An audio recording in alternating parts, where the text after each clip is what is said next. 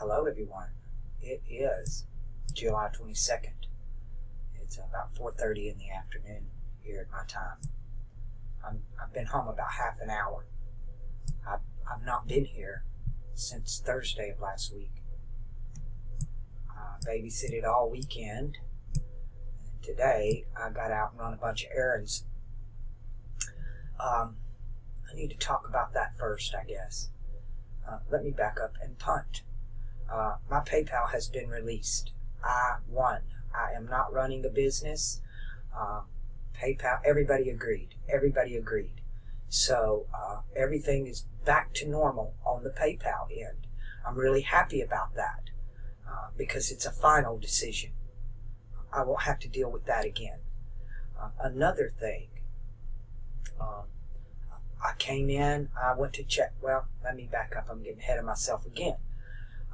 I decided that before I left last week, I put an ad on Roomster to try to see why not try to rent a room in somebody that's got a nice house. The response was overwhelming, and it took me about 5 minutes to realize that the entire site was nothing but a scam. It's worse than Craigslist. They destroyed Craigslist when they took away the personal columns. They took away the personal columns thinking they were going to get rid of the sexual predators, when all they did was move them. Now they're all in the housing section. If you're trying to rent something, 99.9% of the ads posted on Craigslist are now a scam coming from Nigeria or Ghana, one of those countries, and the rest of them are all sexual predators. You can't do anything anymore on Craigslist. So I moved to Roomster, and it's even worse. I'm not shocked. The problem is far, far worse than what we're aware of. Until you start digging in the gutters, you just don't realize what kind of shit's really down there. Now, I got good news. One, my PayPal is back in action, never to be touched with again. And I made it clear about refunds. If you want a refund, no problem. I've even authorized PayPal to go ahead, and they don't have to do an action. If somebody wants a refund, give it to them. I don't have a problem with that. This is not about money to me. Number two, the lady I babysit for, I'm so sad they're moving away.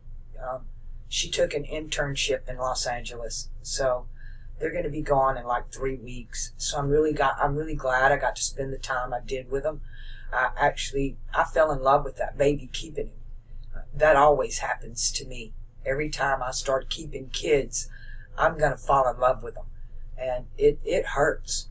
I love that baby. He's toddling around, teething. When he saw me, immediately when he saw me, he wanted out of his mother's arms. He wanted to come to me immediately. And I held him the whole time he was here. I love him so much. I don't want to put him down. I love the smell of babies. Babies and puppies. I don't know what it is. But her mother is a senior citizen. Actually, I come to find out it's not her mother. It's her grandmother. But she was raised as her mother. Her aunt is her mother, and she was a young teen pregnancy, so they gave the baby to grandma to raise as her own, which is what happened.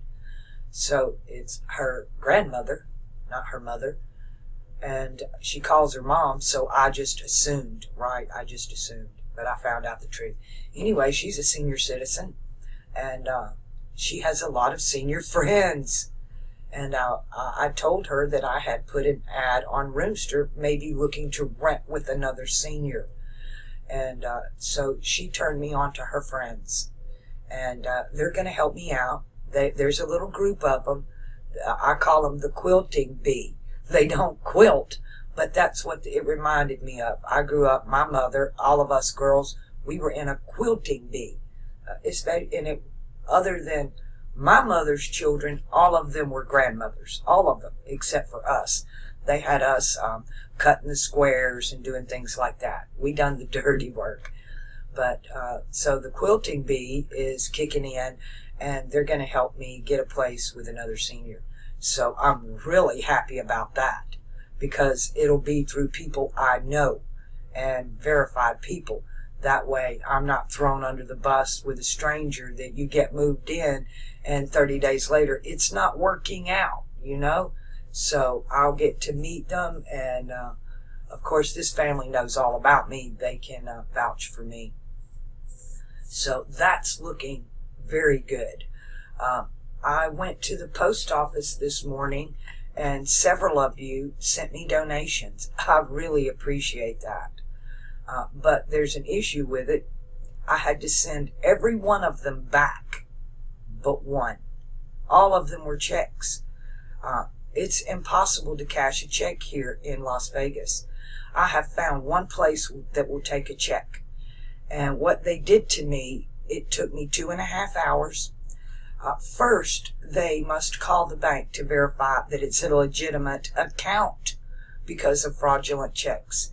And then they had to call the person who wrote the check, whose name is on the check, to verify that they wrote the check.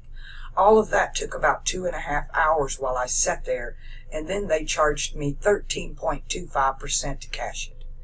And I had to go way across town to do that.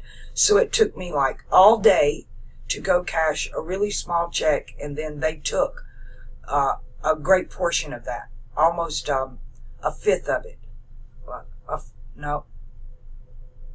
A sixth of it, almost a sixth of it, which was quite a substantial fee.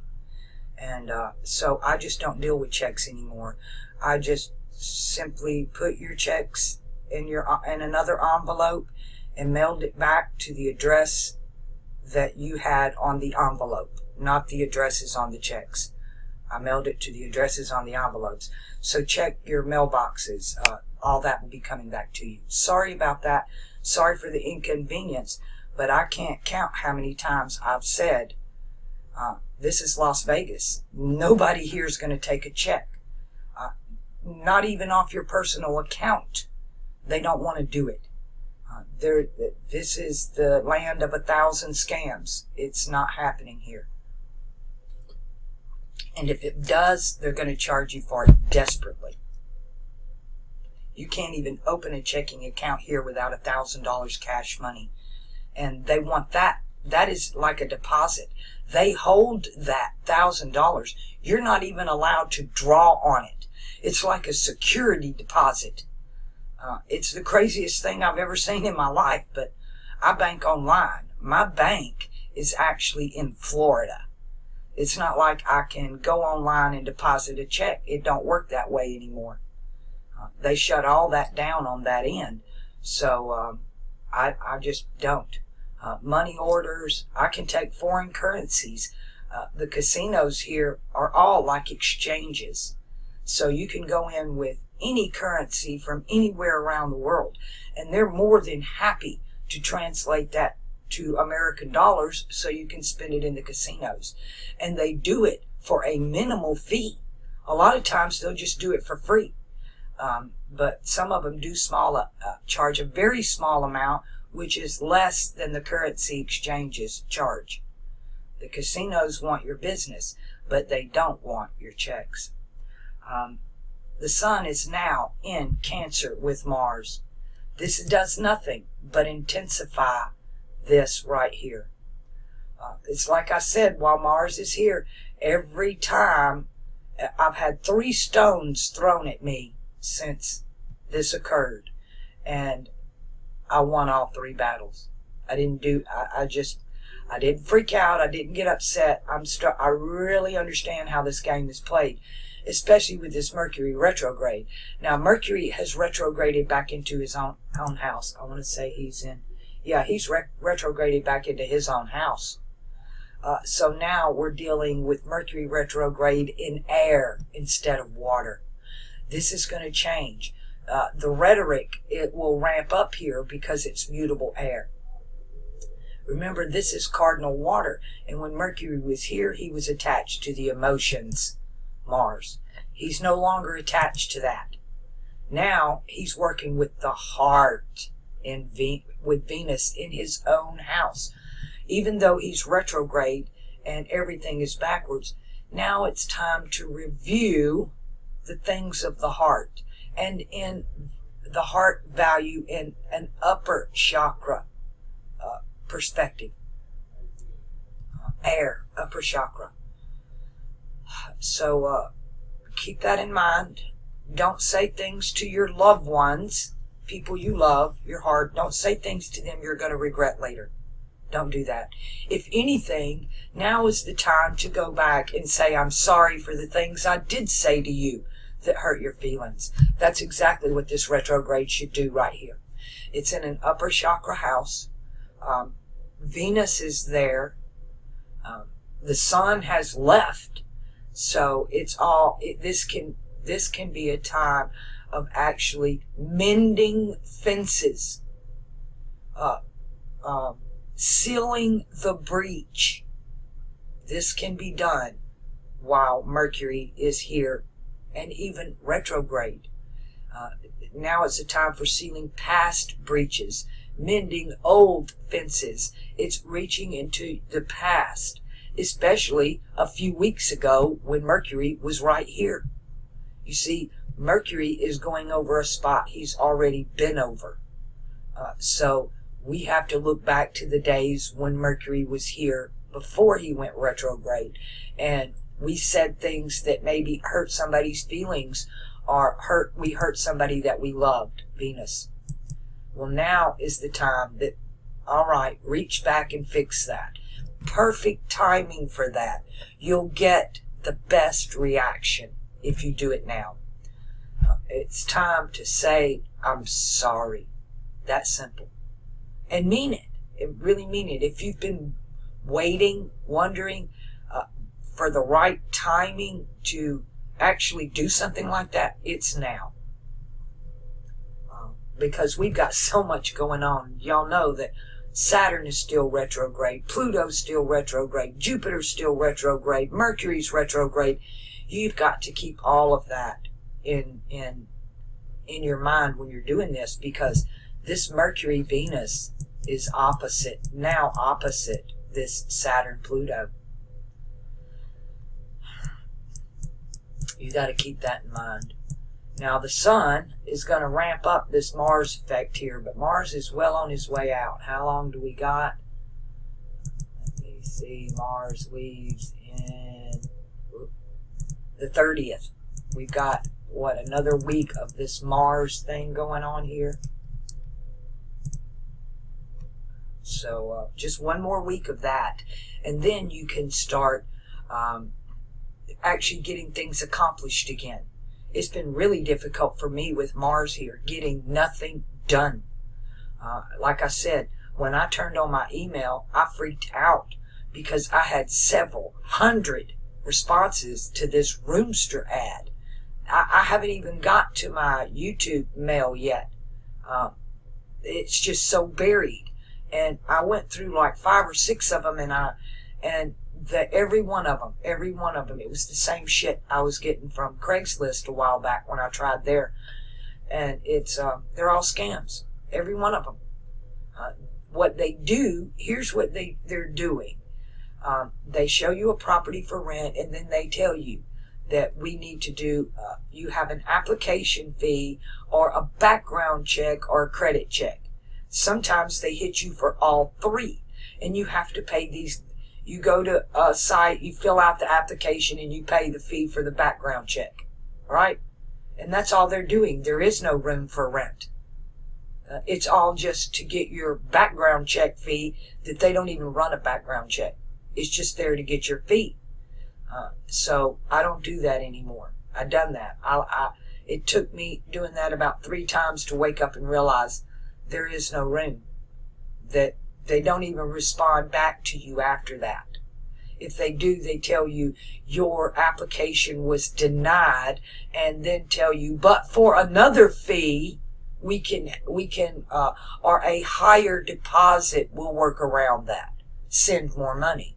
And no, I'm not doing that again. So, but now I think the little quilting bee is exactly what I needed. I needed local people with local connections, and they're all seniors.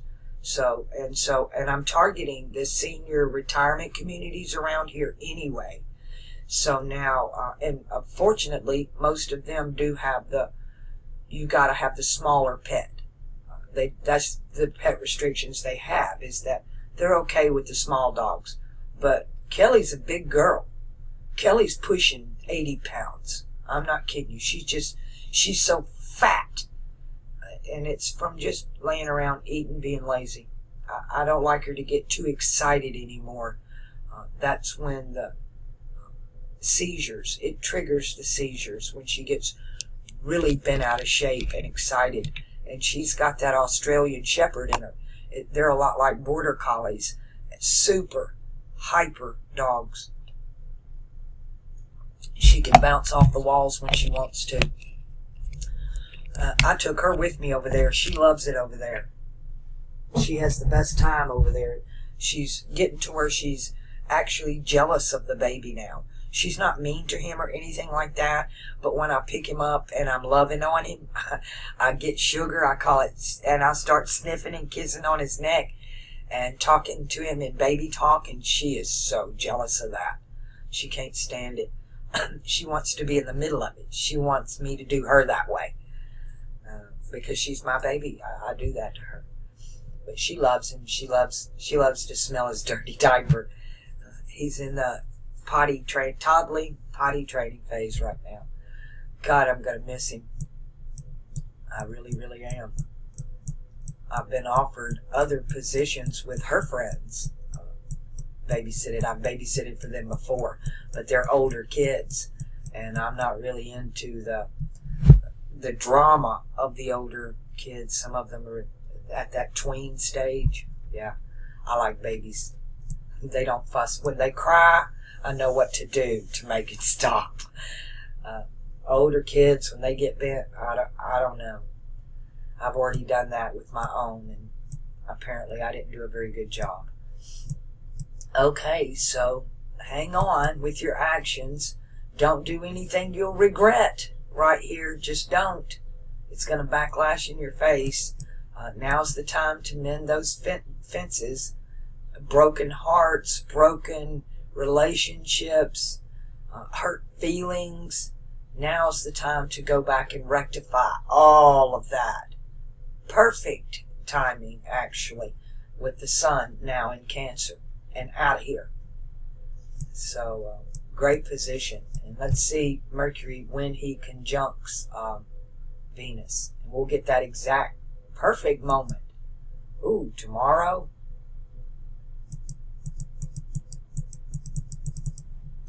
Let me throw this up.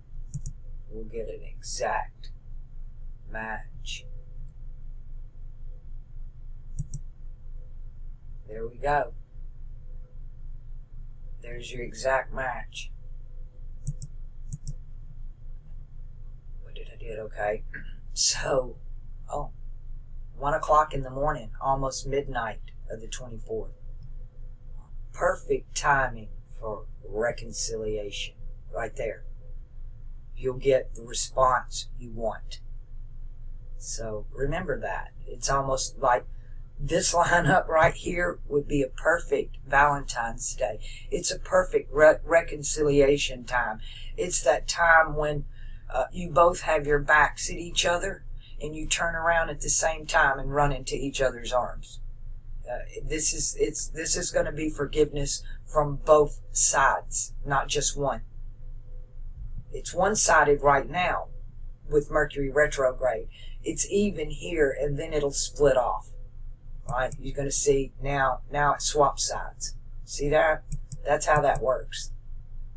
Mercury on one side of Venus, Mercury on the other side of Venus, Mercury aligned with Venus. 3 different aspects. All things run in threes. The coming in, the in, and the going out. All elements are 3 crosses. Fixed, mutable, cardinal. 3 states of matter. Solid, liquid, gas. Everything in threes. Everything has its positive, its negative, and its neutral. I'll say it again. It's positive, it's negative, and it's neutral. And here is neutral. Neutral is neutral. They're equal. Very balanced right there. While Mars is still here. Remember, next week when Mars comes out, right here, when Mars comes out of Cancer, let's get that right hour. Okay, it's going to be on the 29th at almost 10 o'clock at night. Mars is going to jump out of Cancer into Leo. Beware here. To me, this is the craziest place for Mars on the whole chart. One, he's your emotions and your actions. And he's leaving the divine feminine where he's debilitated, and he's entering what you basically, this ain't the divine masculine because it's fixed. It's not, you got to be cardinal to be divine. But this is fixed fire. And when Mars in Cancer is like a greyhound or a racehorse in the gate. They can't wait to get out of the gate. They're standing there. They've got the blinders on. They're waiting on the gate to open, the bell to ring, and the gate to open, and out they go.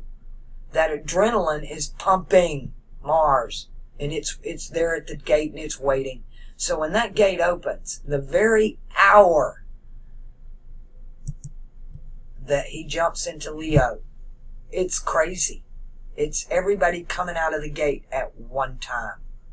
And literally, this is when you give it everything you've got.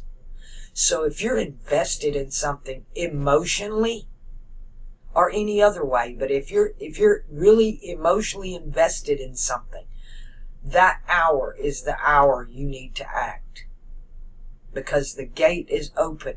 And to win the race, the best advantage you have is to be the first one out of the gate. Now, there are, I grew up around greyhounds and in the South. I hate what they do to these animals, but I've even had people in extended family that owned greyhounds. So I know a lot about them. And I've watched a lot of races. And I've actually been to greyhound races, and I know how to calculate the numbers in the book really fast. I can look at statistics and tell you really quick who's fixing to win that race. Now, there are times when I've seen the slowest dog come out of the gate, right? He's the last one out of the gate. You can actually see him win that race.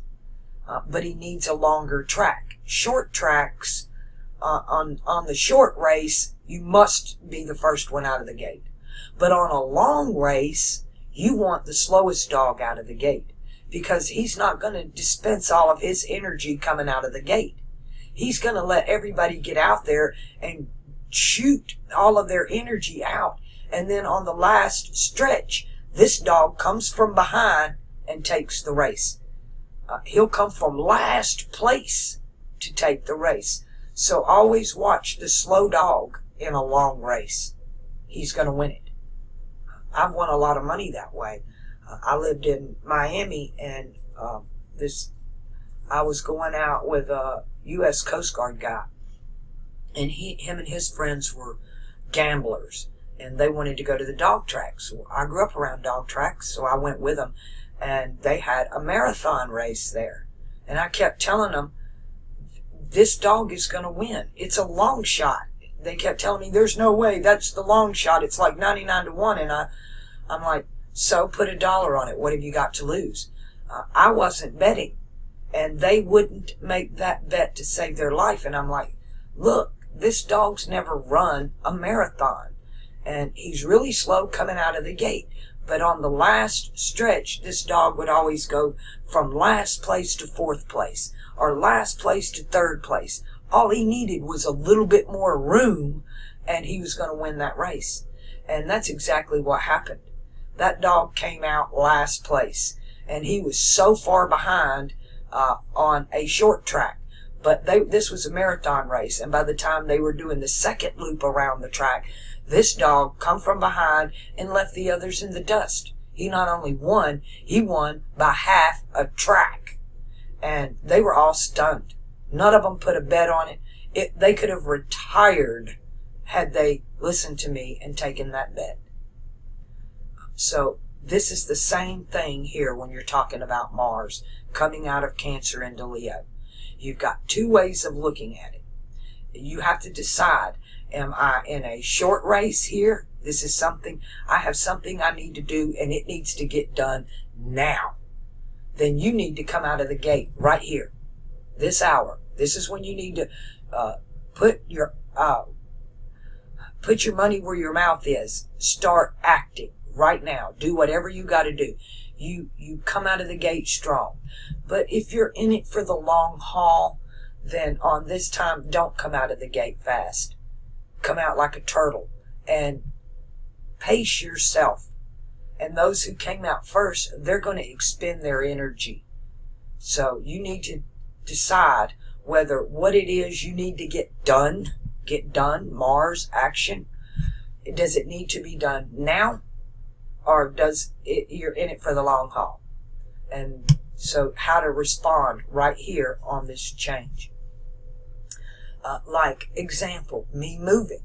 I really want to move now. So you would think I need to come out of the gate with everything I've got. But at the same time, I want to move to the perfect place. I don't want to have to move, get in somewhere, and then wished I hadn't have done it. I want to take my time. I'm in this for the long haul. I'm not in this for a quick move. I just as soon stay right where I'm at than to have to move twice. So I won't come out of the gate fast right here. I'm going to come out slow. And I'm going to take my time. But as Mars punches on into Leo, I will pick up that pace. And I'll get faster as I go. I will slowly increase my speed as I move through Leo. But I don't come out fast. That's what you need to know right here. That's the biggest lesson I can teach you right here with Mars here. All right. Coming back to now. Uranus, still in that cardinal fire, aspecting the cardinal water. So, and this is Mars's house. Understand, Mars, that's why he's debilitated. This is Mars's house of cardinal fire. So the cardinal water puts him out. But the sun's coming in here. The sun is here, not coming. It's in Cancer. It helps Mars. Because now you got two planets of fire in the house of the divine feminine. That in itself can be a nightmare, especially from a masculine aspect. Cancer's considered mama's house. Mama wears the pants at home, right? Mama makes the rules. That's what Cancer is. It's the divine feminine. So now you've got two malefic male aspects. You've got cardinal fire, ruled by Mars. Ruled by Mars. And you've got fixed fire, ruled by the sun, both in the house of cardinal water. That's Mama's house. And I seen a bit of that over the weekend, being at Mama's house with the kids and the grandkids. I seen it playing out. So this is home. This is home. This is problems at home. Fiery problems, emotional problems. You hurt my feelings. You didn't do what I want you to do. You're lazy. You're not doing anything. That's Mars in Cancer. Getting nothing done. Or just being outright lazy, not wanting to do it. I feel like I'm getting nothing done. I'm so far behind on charts. After I get this last set done, I'm taking a break. I really am. I don't think y'all realize how stressful it is. Because I do the charts and then the questions come, right? The questions come. And some people just, God help them, they cannot carry that cross on their own. They want somebody else to give them the answers and guide them daily. I had that problem in California, that I done my boss's chart, and it was not every day, it was every hour. What now? The moon's here. What now? What now? What now? And that's not what this is about. The journey is a solo one. You can only walk it alone. Two people can't walk down a narrow path. This is not a group thing. This is an individual thing. It's something you must learn to do yourself. And you're never going to learn to do it as long as you're depending on somebody else to do it for you, which is Mars here. I understand what's going on. You're wanting somebody else to do it for you. Well, you'll be doing it for yourself soon enough. And that's the whole point. Pisces, this age, is about groupthink. It's the collective. It's the collective subconscious. It's the collective consciousness. It's the groupthink. It's churches. It's organizations. It's mystery schools. It's brotherhoods. That's all this age is about. That power in numbers. Literally and figuratively, metaphorically, in every way. But that's what this is about. But we're moving into Aquarius, which has to do with the third eye. And that's about individual sovereignty. Because that's the only way to get there, is to take up your cross and follow Him. Not follow me, follow Him. Every one of you should get to the point that you don't need LAVETTE anymore. You don't need LAVETTE's channel. You got this. You need to be carrying your own cross. You need to be opening your own channels, and you need to be passing this information off to others. I don't want you to forever be a sub on my channel. I want you to outgrow me. If you don't outgrow me, then I'm not doing this right. I'm doing something wrong. You need to outgrow me and come back and say, hey, LAVETTE, let me teach you something. That's what I'm waiting on. I'm waiting on the student to teach the master. The one. I need every one of you to be that one. That's when this thing starts working. That's when it starts spreading. That's when it becomes powerful. And we all have to lean on each other. We're forced to. Like I said, we are created in such a way that I can't scratch my own fucking back. You've got to do it for me. I scratch your back, you scratch mine. Because there are just spots back there I can't reach. We need each other. But coming into the kingdom to open the third eye, that's a solo journey. And nobody can go with you. That's why it's easier for a single person. It's hard. If you don't do this in childhood, you generally won't open your eye till real later in life, unless there's some type of trauma that triggers it. Some type of breakdown or major disaster that triggers the third eye open, which is what's going to happen when we move into Aquarius. That's what we're told. In the moment, in the twinkling of an eye, in a twinkling of the eye, this mortality puts on immortality.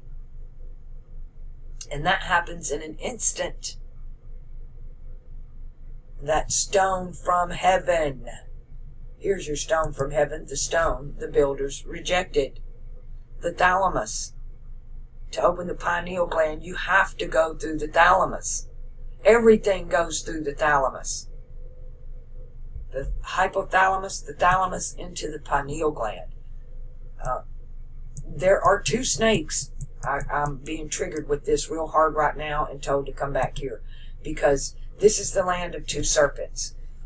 Egypt, which is Taurus, and Gemini, which is Buddha. Buddha, the Hermes, the duality, the two knowledges, the two snakes, the lower kingdom and the upper kingdom. There are two. One is Kundalini. It comes from the base, which is Mars. The other one, it comes from the heart, Venus, the hypothalamus. Comes from the heart. And so the two serpents, Upper and Lower Egypt. There are two enlightenments. There are two angels. There are two. It's duality. They look alike. It's like me looking in a mirror. One is tangible and one is untangible. I don't know a better way to explain that. But upper kingdoms and lower kingdoms. The lower kingdoms are the lower chakras of Mars, Jupiter, the Sun, and the Moon. The upper kingdoms are Venus, Mercury, and Saturn.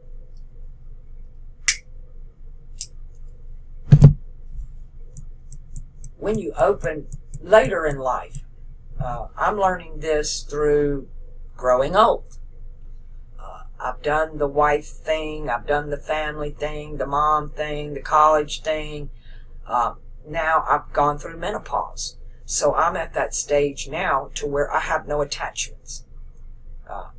I could easily, I'm at a point to where it would be easy to walk down that road, and that narrow path, and open my third eye all over again. I know when I do that, I'm not coming back here. The next time I open my third eye, I'm staying there in the land of milk and honey. I'm not coming back. I don't care if this body goes into a coma or it dies or whatever it does. I don't care about it. It's just a body. It's just a car. I need to take care of it while I own it, while I'm in it, but it's not me. It's temporal. But my soul, my sun, my star, my stone is eternal. Infinite. In the phi, the PHI, the phi. We spelled that word wrong. Let me give it to you. Where are my... I don't have my... Oh, here we go. You are in the phi, which is the 1.618 ratio that does this, night. It goes on forever. And ever, and ever, and ever. But they're turning back time. They're doing everything. They're doing the swirl, the counterclockwise, right? They're inverting, perverting everything. So you have to know that. But later in life is a perfect time when you're a senior, when you're at that grandparent stage, and even the grandkids are gone and they don't come around very often. Old people in old folks' homes. I mean, we feel sorry for them, right? I had this thing. My aunt was in a nursing home, and I would try to go see her every time I passed by there. It wasn't far from my house, so I was there all the time. And I got attached to the other visitors. They would literally, this one old guy would chase me around every time he'd come in. He was in a wheelchair. And he would want me to push him outside and give him cigarettes, right? They let you smoke outside, but he couldn't afford cigarettes. So I would always bring him cigarettes. And I'd bring an extra pack and just pass them out, because none of these people, their family wouldn't bring them cigarettes. So I would do it. You're that old, all you want's a cigarette. I mean, you're already in a wheelchair dying. You might as well enjoy the last few minutes you're here. But in that position, I sit there and realize how many of them, if they just had this knowledge, if they just knew, I'm laying in this bed all by myself, I'm not responsible to anybody and nobody's responsible to me. You can do this now. You can start meditating, start going within, fasting. Your body's already weak, but your soul, your light, your spirit, your inner sun can be strong, and it can come. You break open that calcified pineal gland. That chicken comes out of that egg. So in that analogy, which comes first, the chicken or the egg? The egg does. The egg comes first.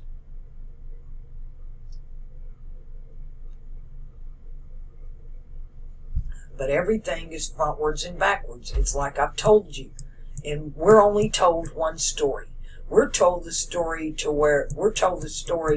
in one way that Eve was taken out of Adam. But in the other direction, it's Adam that comes out of Eve. That's why it don't make sense to you. Well, how can that don't make sense? It makes sense if Eve was the first and Adam came from her. And, well, it is in the story told the other way. But we're only given one story told one way. And that's not how this thing works. Somebody asked me,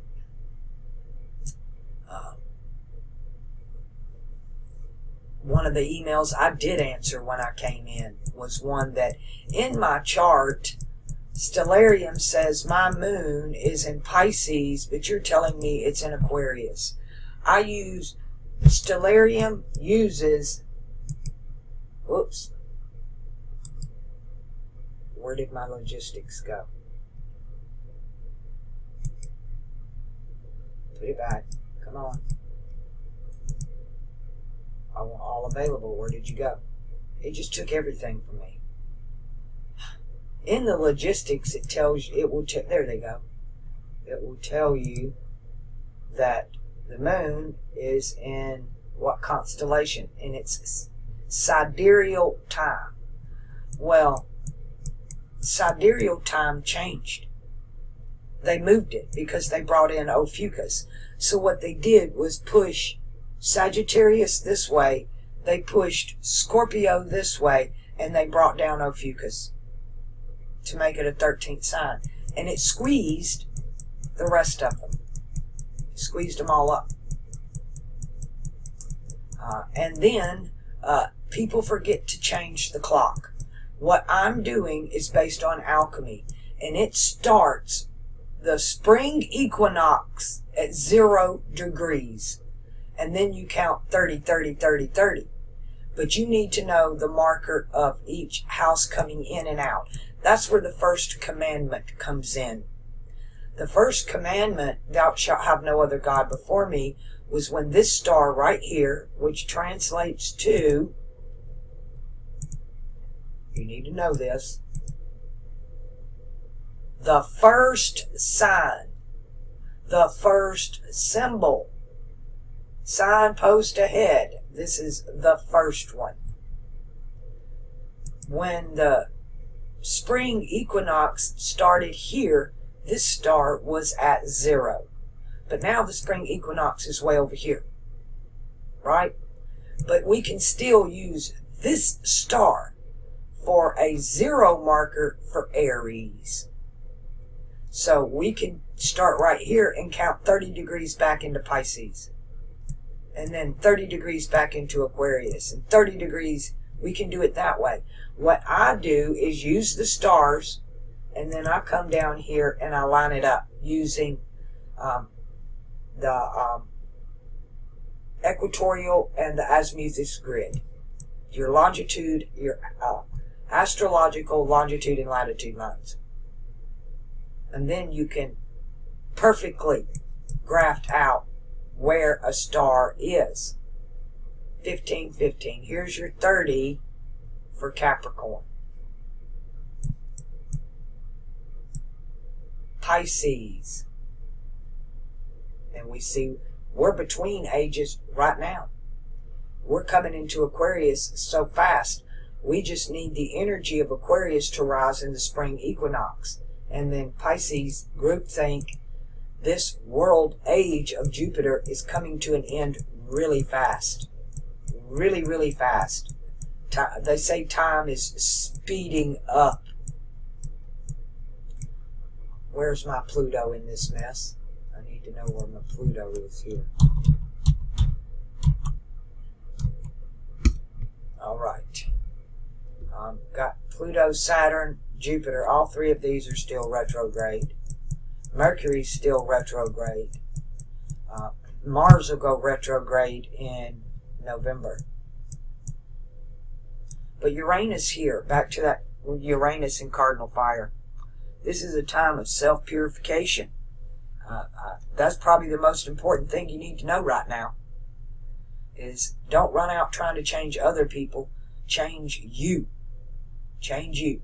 Nobody else. You're not allowed to change anybody else, especially with Mars over here in water, aspecting the water of Pisces this age. This is Mars's house. This is Mars's house. So you can't do Mars's do action. You can't do anything for anybody but yourself right now, right here. If you try to project what you need to take care of inside yourself off on somebody else, that's going to backfire in your face. And because this fire here, Uranus here, this fire is only going to do one of two things. It's either going to purify you or burn you to the ground. Your choice. It's always your choice. You know, the third choice, all things are in duality. The tree of knowledge of good and evil is the tree of the knowledge of duality.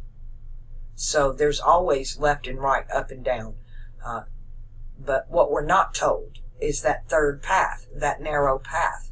And that's the path of the observer. So you don't do nothing. You don't do anything on the left and you don't do anything on the right. You stand in the middle and observe.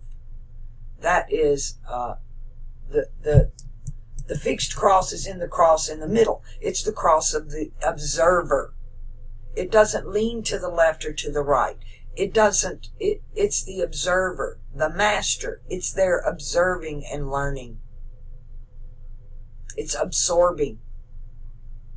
It goes within. It's that straight and narrow path, that fixed cross. I have so many new subs, and so many of you are so confused. The last thing I would ever want to do is cause more confusion. This age is confused enough.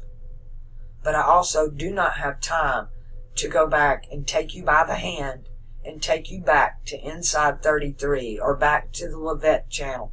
You're going to have to go back and learn. You're going to have to start at the beginning. And that is, there are 3 crosses at Golgotha, and there are 3 crosses in the heavens. We've all been crucified and hang up on one of those crosses. The Master, Balaam, told us to take up our cross and follow him. The mouth of the fish, Balaam, the fish mouth. He's the lamb. He's the lamb. He's Bethlehem. He's Thelema. He's the master. He's the teacher. He's the guiding light. It's the thalamus. I'm going to start turning y'all on to some channels that y'all need to go learn anatomy, brain anatomy. You need to know about the pineal gland, the thalamus, the amygdala, the hypothalamus. You need to know the hippocampus. The white horse is the hippocampus. He's the memory. He's either a white horse, a white-winged horse, or he's a seahorse. Hippocampus literally means seahorse. And it's all symbolic. The mouth of the fish. This is the fish mouth. That is what they call the Mayan calendar. The man in the middle that they are calling the sun. He sticks out his tongue, and his tongue is a fish. There you go. That's what that is. It's all metaphorical and symbolical. What you need to know to understand is the linguistic thing. The first thing I ever learned about the English language that made sense at all was that the fact we're the only language on the planet that puts the subject before the verb. I'll say that again. We're the only language on the planet that puts the subject before the verb. Our sentence structure is backwards compared to all other languages. We say, John, go to the store. Everybody else says, go to the store, John. So when we look at words like mouth of the fish, it's you take fish, bring it back over here, so it's fish mouth. You have to move the subject either to the front or to the back. because it's been inverted, perverted. That's the dividing of the tongues at Babylon. Greek is flipped Arabic with no vowels.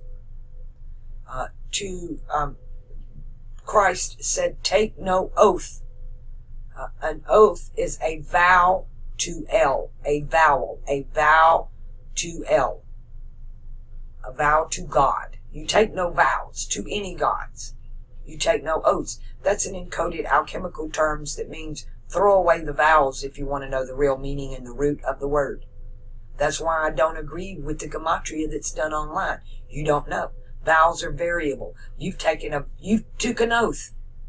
When you include the vowels in your gematria, that's the same thing as you taking an oath, because you took a vow to L.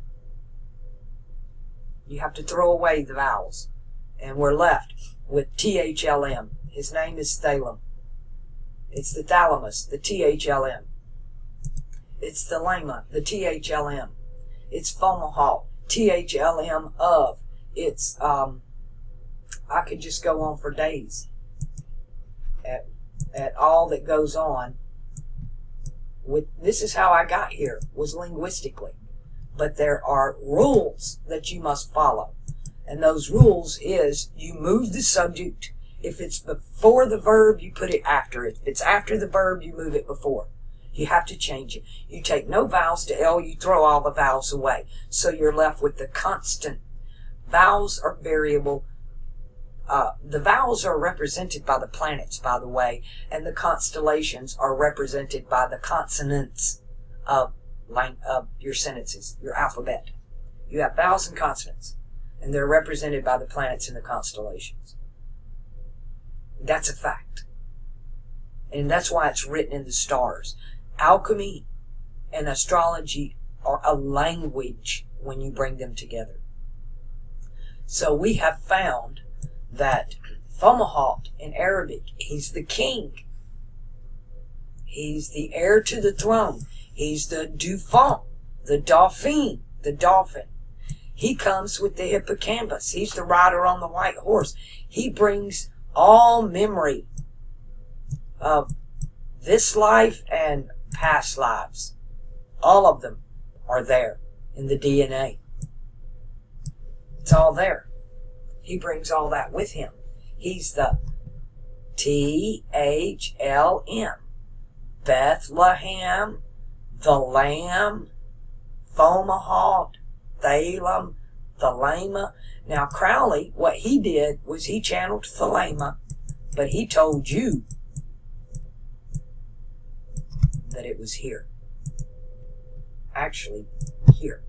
This is a builder is a mason.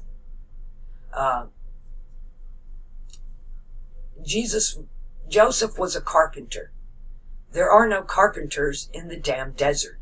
That word is builder, and a builder is a mason. So Joseph was a stonemason, and he took Jesus down into Egypt, which is represented by Taurus, for 12 years, which means he learned the 12 houses of the zodiac. That's what he went down there to do. So he went through the mystery school and he learned all 12 houses. But Crowley is giving you Sirius because he's a builder.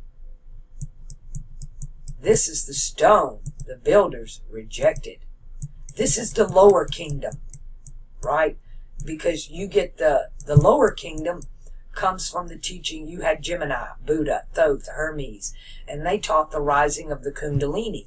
So that was incorporated into this age. So they're raising the lower kingdom Kundalini. Here, this is the narrow path. This is the other snake on the head. The Pharaoh's got two snakes because it's the lower kingdom, earth, and the heavenly kingdom, air. That's another thing you need to know. And it's like the Bible. It's an alchemy book. It's an alchemy astrology book. When you see the word heaven, that means an air sign. There are 3 heavens, Gemini, Libra, and Aquarius. There are 3 earth signs, Capricorn, Taurus, and Virgo. You need to know. And you're never going to You're never going to learn this sitting in a pew in a church. You must open your mind to the language. The altar, the pulpit is at the altar. You walk down the red carpet, you get pulled to the pit and altered. He's not a preacher, not a teacher, he's a preacher. And in a preacher is the word reach. That's why the scribes scribbled the scriptures and gave you Bible, Bibble, Babble at Babylon. What I did was just unscribble it. When I broke the code to language and how they divided the tongues, Arabic is flipped Greek. Period. Throw away the vowels, reverse the consonants, and you have the exact same word. THLM. And it's that way throughout the languages. All languages are a flipped version of another language on the other side of the world. That's what they did. But they kept the code for themselves. So when they went to South America and they found the Mayan calendar, the stone the builders rejected, they knew what it was. That's the stone that crushes the feet of iron and clay.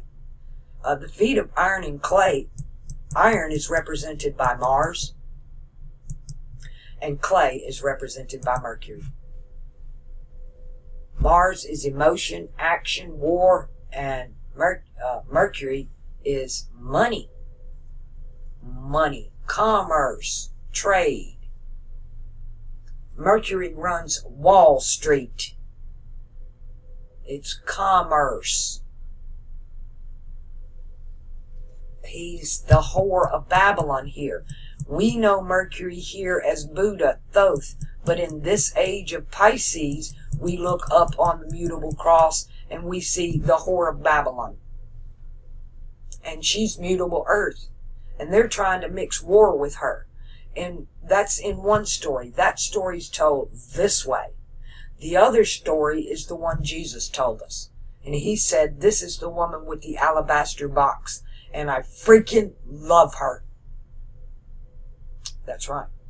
But they corrupted the markets because they brought in war. Emotion and war and sex. That's what Mars does. He's all lower chakra vibration. The Proverbs and all through Proverbs, it's all about Mercury and Mars. You got to control your actions, your emotions, and your tongue. It's not what goes into a man's mouth that defiles him, it's what comes out. Because what comes out of your mouth is what's in your heart, Venus, and your mind, Mercury. That's your fruit. Your fruit comes out your mouth. I'm going to say this. I'm going to scream this until I can't scream it anymore. But if you think you're woke and you running around hating on everybody, spewing hate, you're not woke. You're not woke. You're just a joke. But you ain't woke. Because when you really woke up, you realize you have to have love for everybody. Love thy enemy. If you can't love your enemy, then you're just a babe. You're not there yet. You're still in the egg. You still think that's the whole end all that be all. But you ain't woke. And love is not a feeling. I think that's the most misunderstood word. Love is an action word. It should be tied directly to Mars, and we've tied it to Venus. Love is something you do, not something you say, Mercury. Not something you feel, Venus. It's something you do, Mars. But we get emotional Mars trapped up in it. Love is an action verb. When you feel something, that's lust, emotion, but that's not love. Love denies self for the benefit of another. I was walking into a little service station. I got off the bus. I had to transfer, and I walked in to get me a sweet tea. I needed something cold to drink. And as I was going in, there was a black fellow walking in front of me, and he was moving so that a Latino guy was coming out of the store.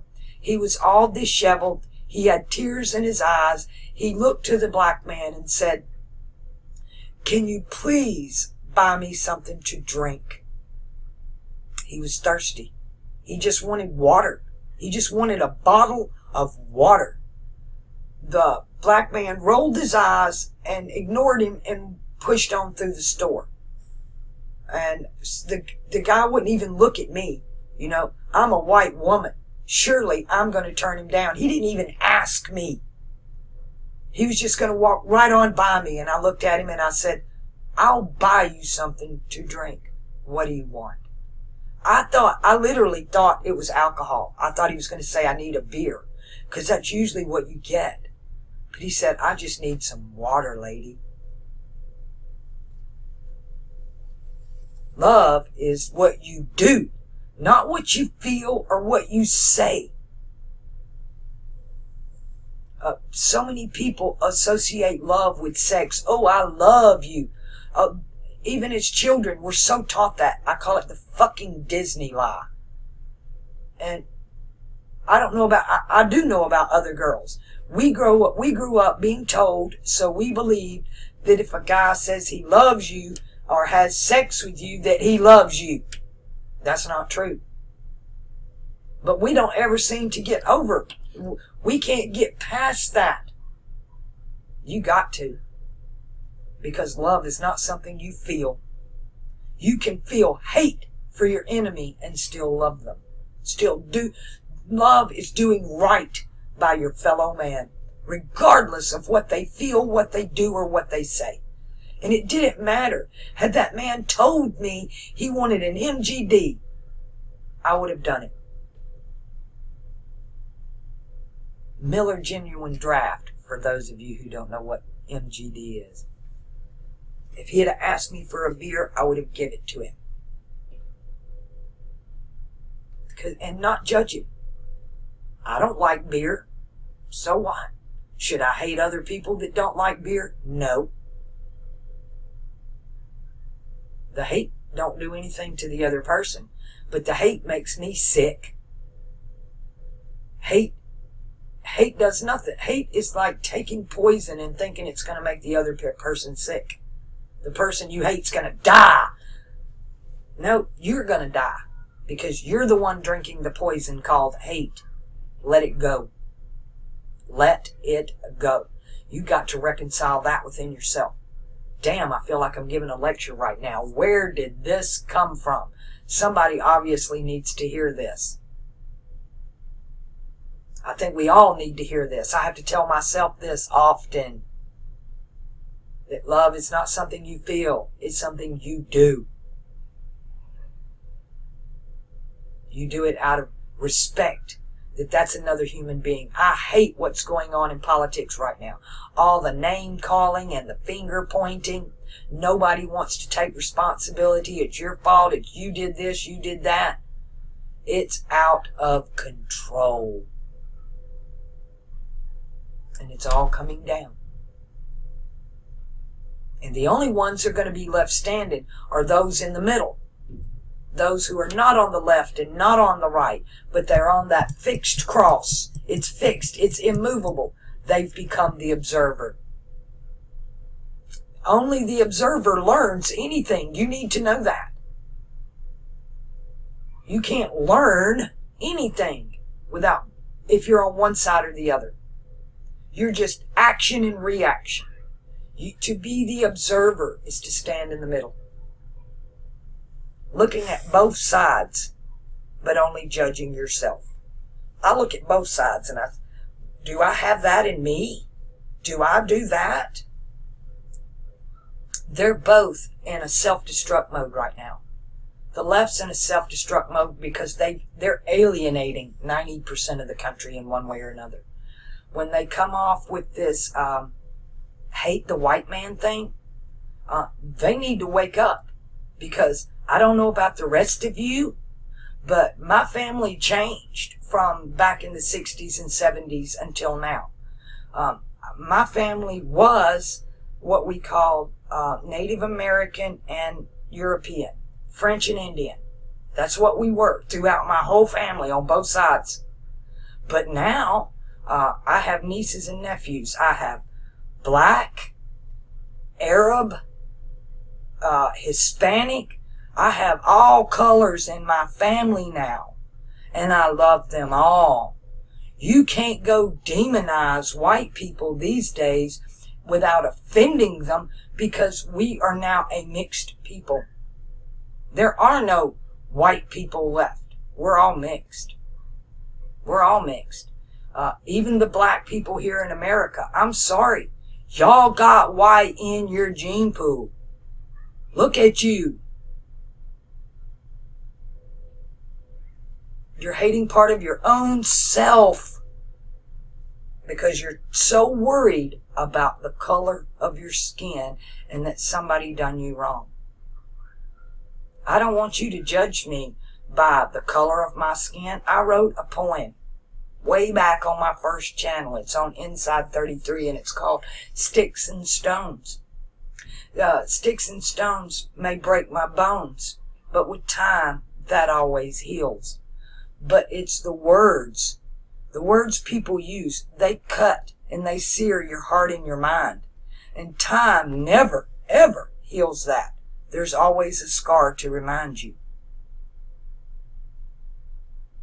Words are far more damaging than even actions.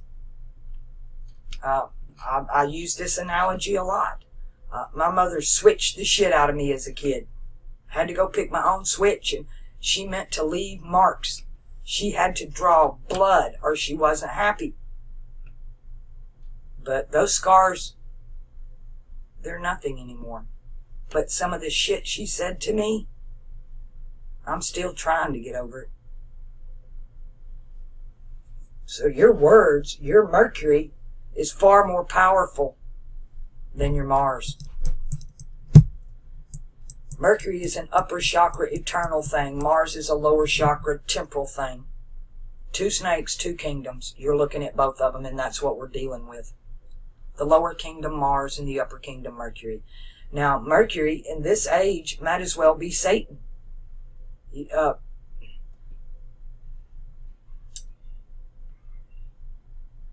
Peter was called Satan. Peter is the god of this age. He's the phallic, right? Peter is a phallic. You need to know that. But just as this age, the age of Aries, they were told to look at the fiery serpent on the pole, which is opposite Aries. So here in this age of Pisces, they had to look at the woman on their pole, opposite, which is that whore of Babylon in one story. In the other way, she's the woman with the alabaster box, which is very beloved of Christ. He loves the church. He loves her. The church, the people in the church recognize him, but the rulers of the church do not, because they are not even Piscean priesthood. This priesthood comes from Aries. It's a Babylonian priesthood. The main powers of this age are strictly the mutable cross, which is Jupiter, empire, desire, and Mercury. Corporations, money, commerce. And we've been living in the dark frickin' ages, because this should have been the woman. We should have lived to this age as this is the woman with the alabaster box.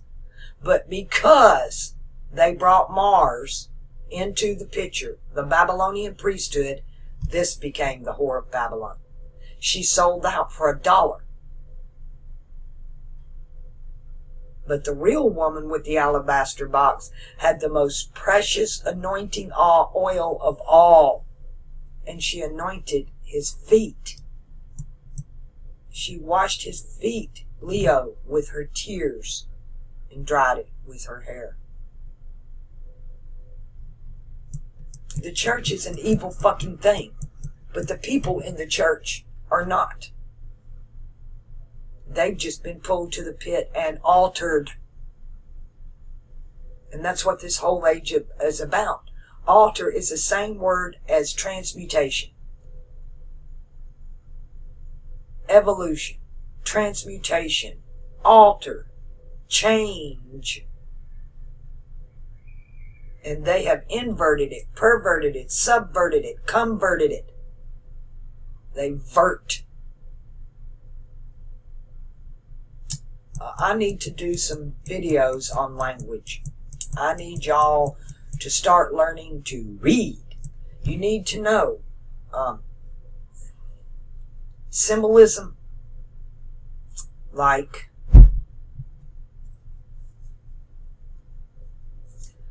the V, right? We see a lot of this symbol right now. And the V was originally a U. That's why we don't say double V, we say double U. When you, they would, like Petrus, we would say Petrus, Petrus Romanus. But that's not how they would write it. It would be Petrvs. That's what it would look like, VS. In one language, in our language, the V is 22. But that same symbol in Roman numerology is 5. So when we do Eve, in our language, E is 5. So Eve is 555. The Washington Monument is 555 feet tall. Somebody asked me about 555. That's why in the old movies, when they call so-and-so something, 555-3429, right? It's always 555. And there is no public exchange 555. It's not allowed. Nobody has a 555 number. That was saved for Hollywood because it's feminine. And we're in a feminine age. We're in a feminine age. Pisces is a mutable feminine sign. Virgo is a mutable feminine sign. Now is the time for change. Now. But we need to get the symbolism and the language thing down. You need to throw away those vowels when you're doing gematria, because you're not going to get a perfect translation. You took the vowel, you took the oath, don't do it. And then you can get pure gematria. When you take Fomalhaut, and you get rid of all the vowels and you're left with that THLM, that's the only way you can see that Fomalhaut, Thalem, Thelema, Thalamus, Bethlehem, all the same word. But if you leave the vowels in, those words have nothing in common. Nothing. They no longer have the same value. Now, as far as the F, in one we get the F, Fomalhaut. In Bethlehem, we get the B, right? Hold on. In linguistics, the B, the B, the F, the V are all the same. The D, the T, they're all made in the mouth the same way. This is what I learned that broke the code, the Bible code. And then you have the vowels, the A, E, I, U. And the Native Americans, the A's at the bottom. It's the last. So it's E-I-O-U-A. E-I-O-A, away, away, the way. You need to know this. This is how this is done. And there's no other way that it's not done. That is linguistic alchemy. So I get so many of you that send me these links to the gematria and the numbers, and you're just going down a rabbit hole. Eventually you'll come out on the other side. But if you listen to what I'm telling you, you can go down that rabbit hole and come out on the other side with some hella information that can get you the hell out of this hell. Because that's where we're at. They flipped everything on us. This should have been a great age of transmutation. This is groupthink. We were supposed to get together as a collective and make this world a better place. But instead, they've made it a hell on earth. We're in the abyss. Water is the abyss. Fire signs are hell. Air signs are heaven. And earth signs are earth. Now go read your religious books with just that little bit of knowledge. Just that little bit. That when you're reading these religious books and they say hell, oh, that's either Aries, Sagittarius, or Leo. When they say heaven, oh, that's Libra, Aquarius, or Gemini. Earth, Capricorn, Taurus, Virgo. Fire, Aries, Leo, Sagittarius. Water, Pisces, Scorpio, and Cancer. All three. They have a mutable stage, a fixed stage, and a cardinal stage. A divine stage. Words like divine, holy, most high. That's all attributed to the cardinal cross. The biggest lie ever told was that there's one God. There's one creation or one creator, but we don't know. That's never mentioned in the books. That's not there. You're dealing with powers and principalities that are connected to your chakras. They are above you, around you, and within you. They control you. You're supposed to control them. But today, we have two generations that are completely out of control. They're told to be over-emotional, over-expressive, over-reactive. And they're not thinking at all. They're emotional. It's the emo generation. You hurt my feelings. This political correctness shit. All of this is a Mercury-Mars thing. Perverted. Another thing I want to say is about what you consider dirty words. That's just made up by the society. It's like the middle finger flipping you off. F you. They made it evil. That's the third eye. The two eyes come down and put your middle finger right there in between your eyes. That's Saturn, the third eye. They've demonized him to no end. So, don't come back at me that I say words that you consider dirty. Because there's a lot of words that you consider clean that I consider absolutely filthy. Like the word bless, pray. Those two alone. Bless is to be less. In Arabic, let's throw away the vowels. We have the BLS, right? In Arabic, that's Iblis, the devil. The devil. To bless somebody is literally to devil them. He's the bad guy, Iblis. You turn it around. SBL. You can flip those vowels in any way. And you can do LBS, SBL. And in Gematria, once the vowels are gone, those consonants have the same value, regardless of what order you put them in. THLM, Thalam, Thalama, Thalamus, Thamaha, Bethlehem, all the same word. So I don't argue with the Gematria people. I'm not going to argue with you about it. If you want to do Gematria that way, by the method the powers that be have given you, by all means do that. It's no sweat off me. I don't care.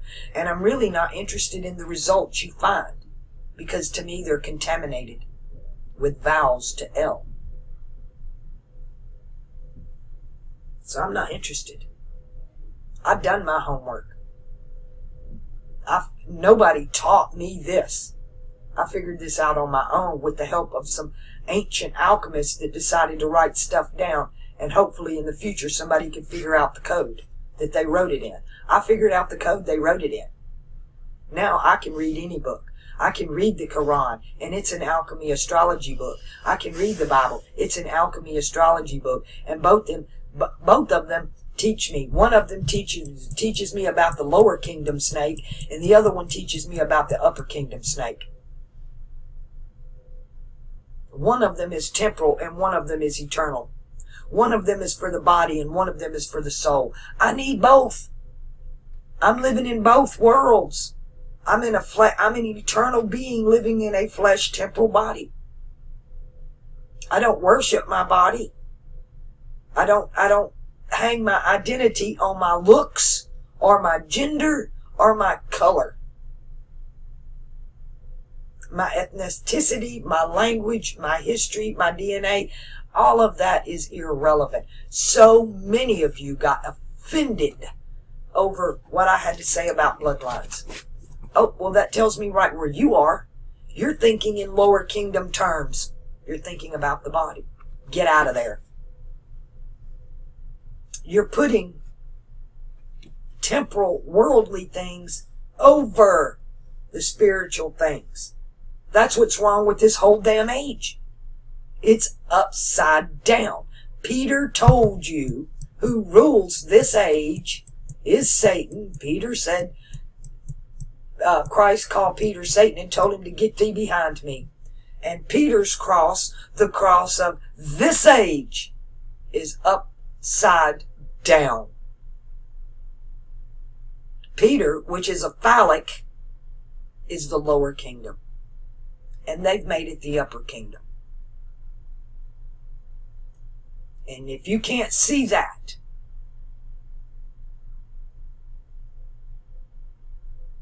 then either you don't belong on my channel, which I don't believe.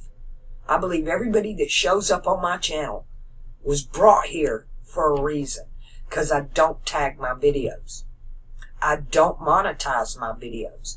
I don't promote them in any way, shape, or form. I don't promote this channel.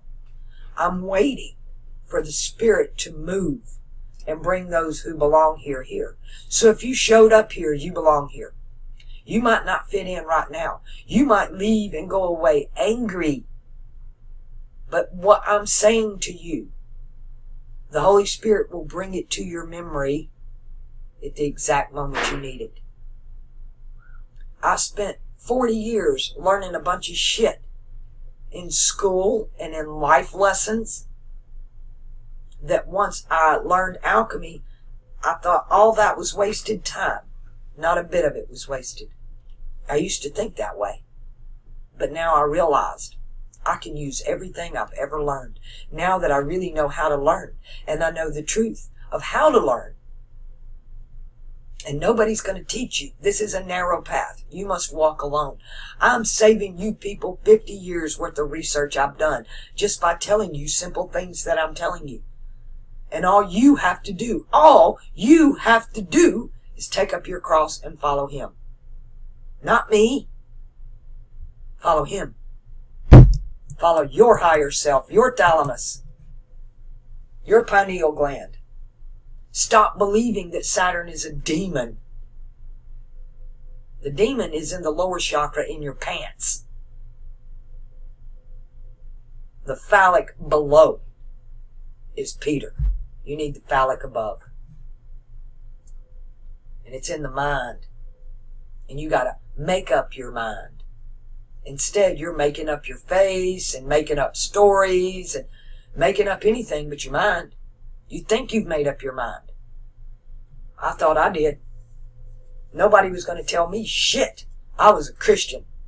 I might have lived like a heathen, but I was a Christian. That's what I thought. Because those red words meant something to me. I knew I didn't understand them, but when I read them, those red words were all I knew. That was the only thing real to me. But I was at a state of misunderstanding. I didn't really understand them. But now that I do, now that I've reached that apex to where I can look back and I can say, those red words are the most precious thing that was ever given to humanity. But they were bibble-babbled just like everything else. Jesus said, if thine eye be single, thy whole body will be full of light. But if thine eye be dark, here's the dark eye. The black eye, the left eye ritual, the Freemason ritual, there's nothing free about it. These people are compromised. They do not do anything of their own free will. They are blackmailed into it. Period. It's not their free will. And they're weak. They're chickens. They sold out to the lower kingdom so that they could have their glory, their riches, and their honor in the lower kingdom right now.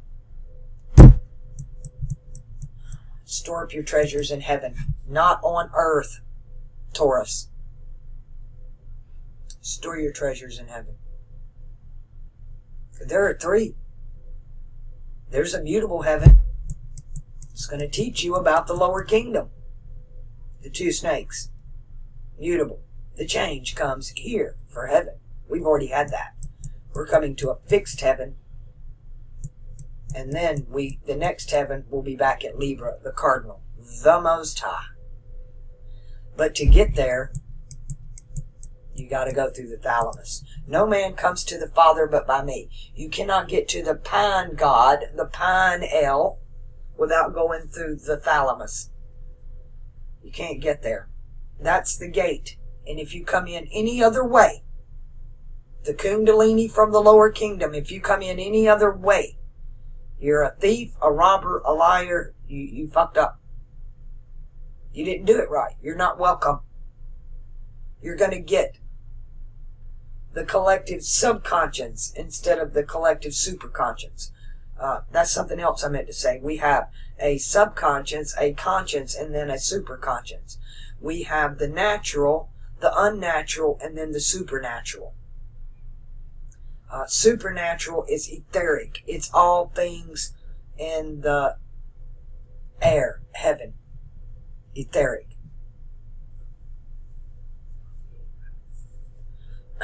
You need, so many of you come giving me links to other channel about all these people's work. 90% of that material, I already know it. 2,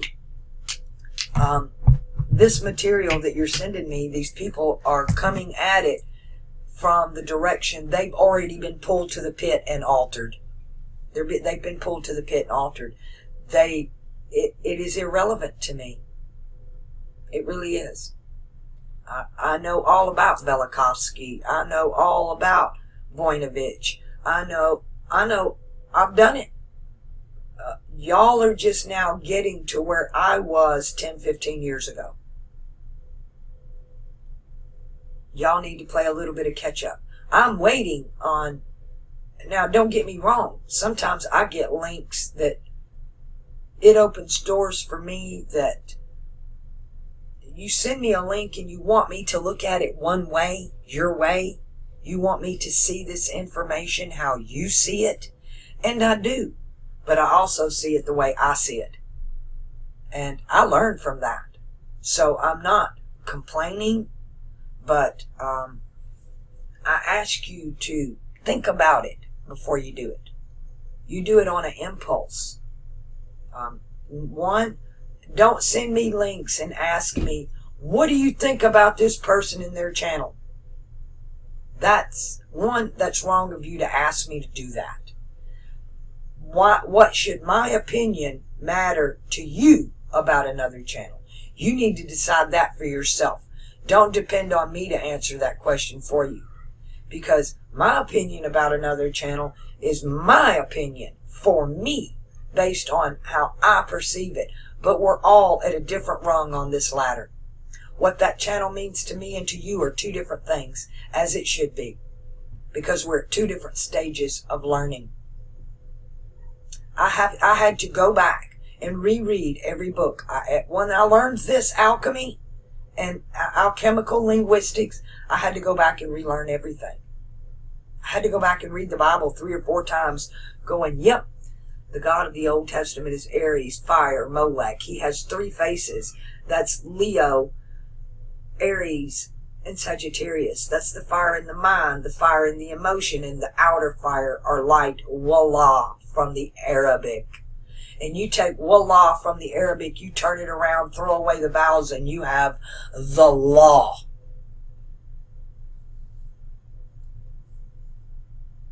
I'm not going to see it the same way you are. But please don't ask me to judge somebody else's work. I don't want to do that. Because we're all at our own. That person is on their journey, on their narrow path, on their road, and they're sharing it with you.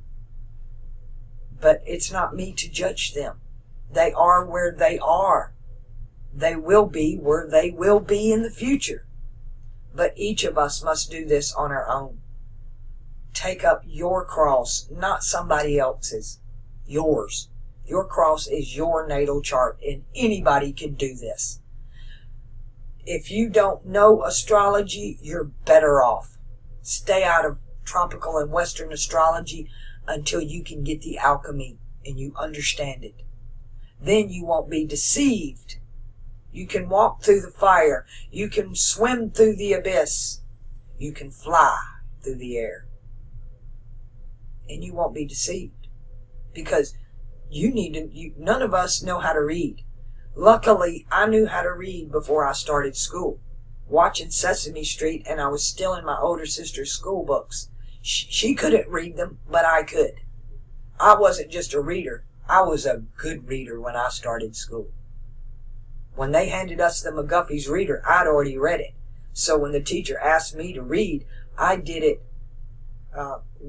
with emphasis. See spot, run.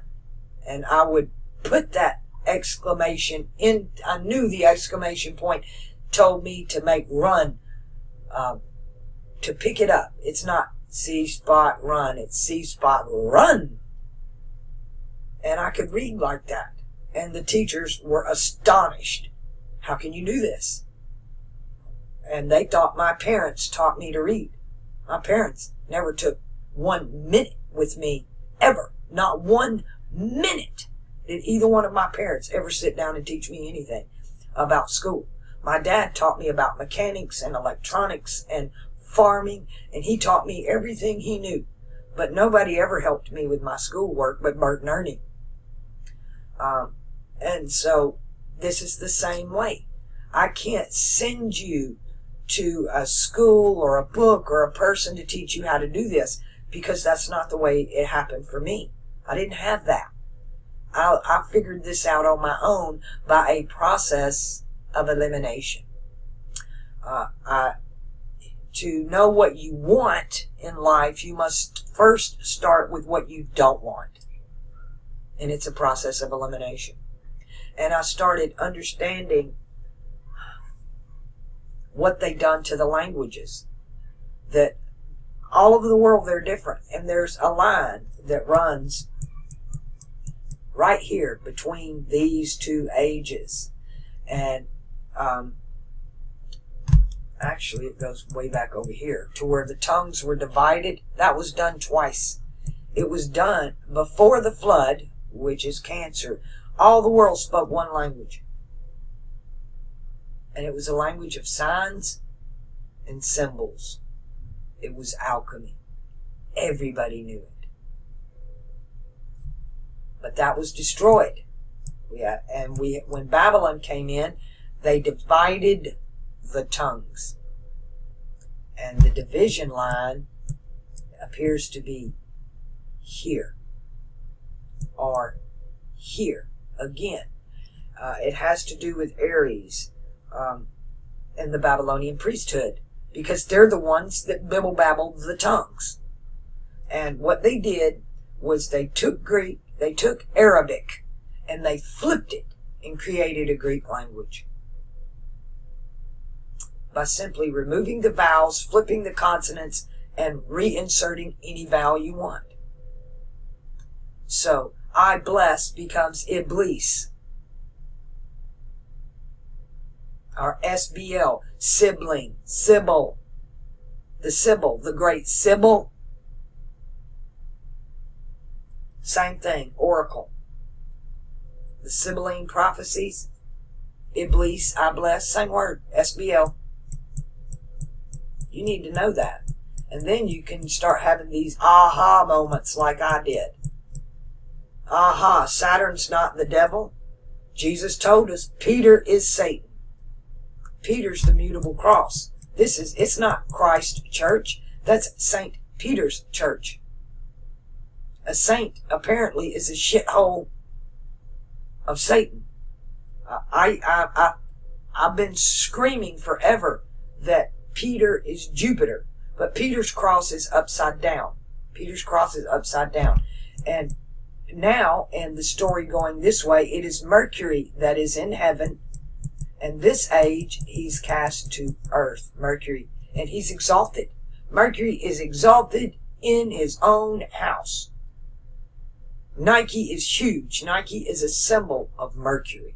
One symbol of Mercury. There are many. You need to know the symbols.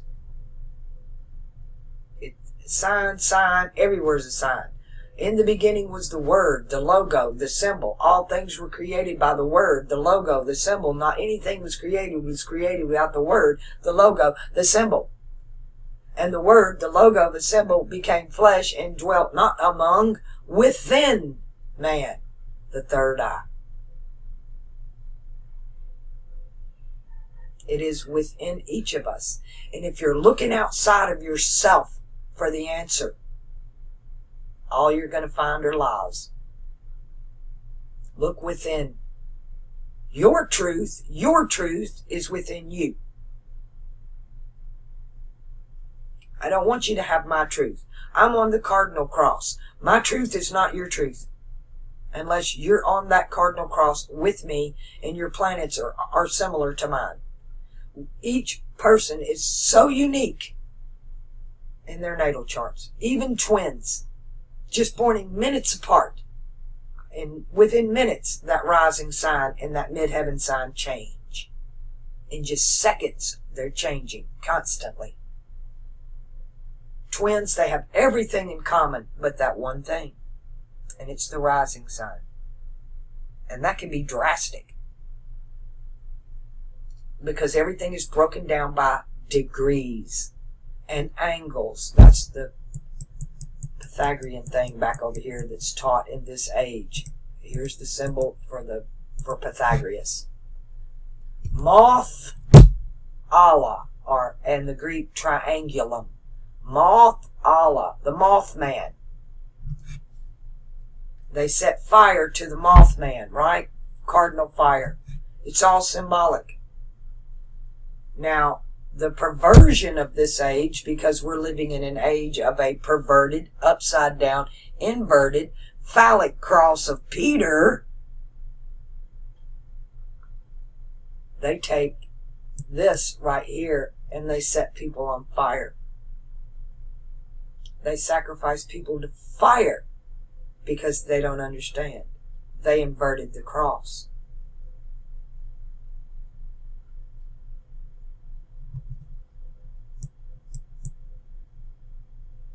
This is the most. 2 Thessalonians. I will send them strong delusion to cause them to believe a lie. And it's strong. And that lie's been told for 2,000 years. And it's told by the Babylonian priesthood. Did that help all of my new subs catch up? The scribes scribbled the scriptures and gave us Bible, Babble at Babylon. I'm screwing the scribes by unscribbling the scriptures. And I do it using alchemy and astrology. And if you still want, so I get attacked on a daily basis. I open at least three emails by some Christian telling me I'm going to die and burn in hell. when it hurts my feelings, because I know that all they're doing is heaping coals of fire on their own head. That they're that lost, that programmed, that backwards, that upside down. I don't force this on anybody. I don't go out to other channels and say, you don't know what the fuck you're talking about. I don't do that. Because I've been where they are. I've been on that I didn't know what the fuck I was talking about road. And I didn't. I spent plenty of days telling people they're going to hell. I've walked in their shoes. I know what they are. Because I used to be one of them. And then I got real woke. Not the fake woke. Not the joke woke. And I realized love is not something you feel. It's something you do.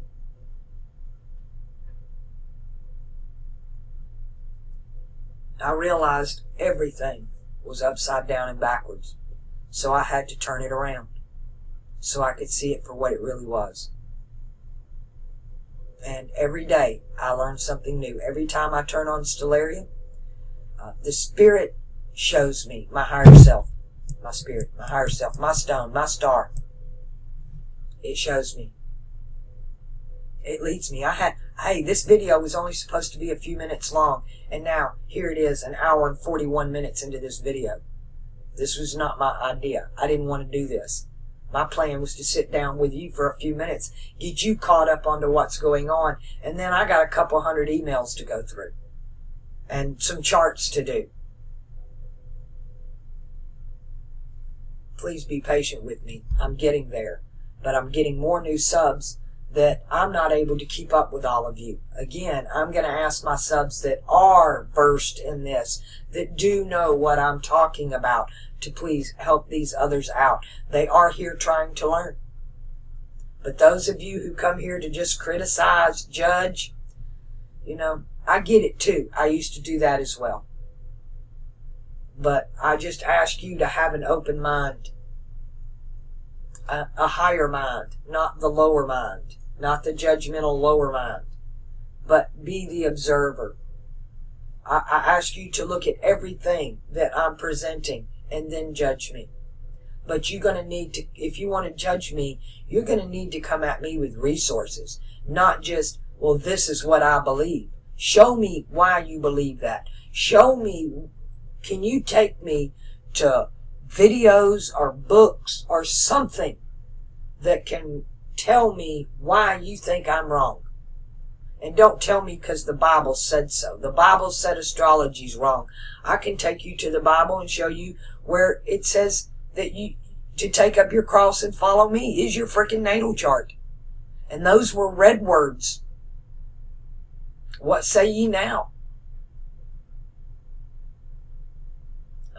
People get on to me. The third eye is evil. That's Freemasonry. That's evil. No, they have the evil eye. The other phallic. The dickhead. The one-eyed snake. It's in their pants. That's their phallic. That's theirs. Mine's way over here. In the heavenly kingdom. Not down in my pants in an earthly kingdom.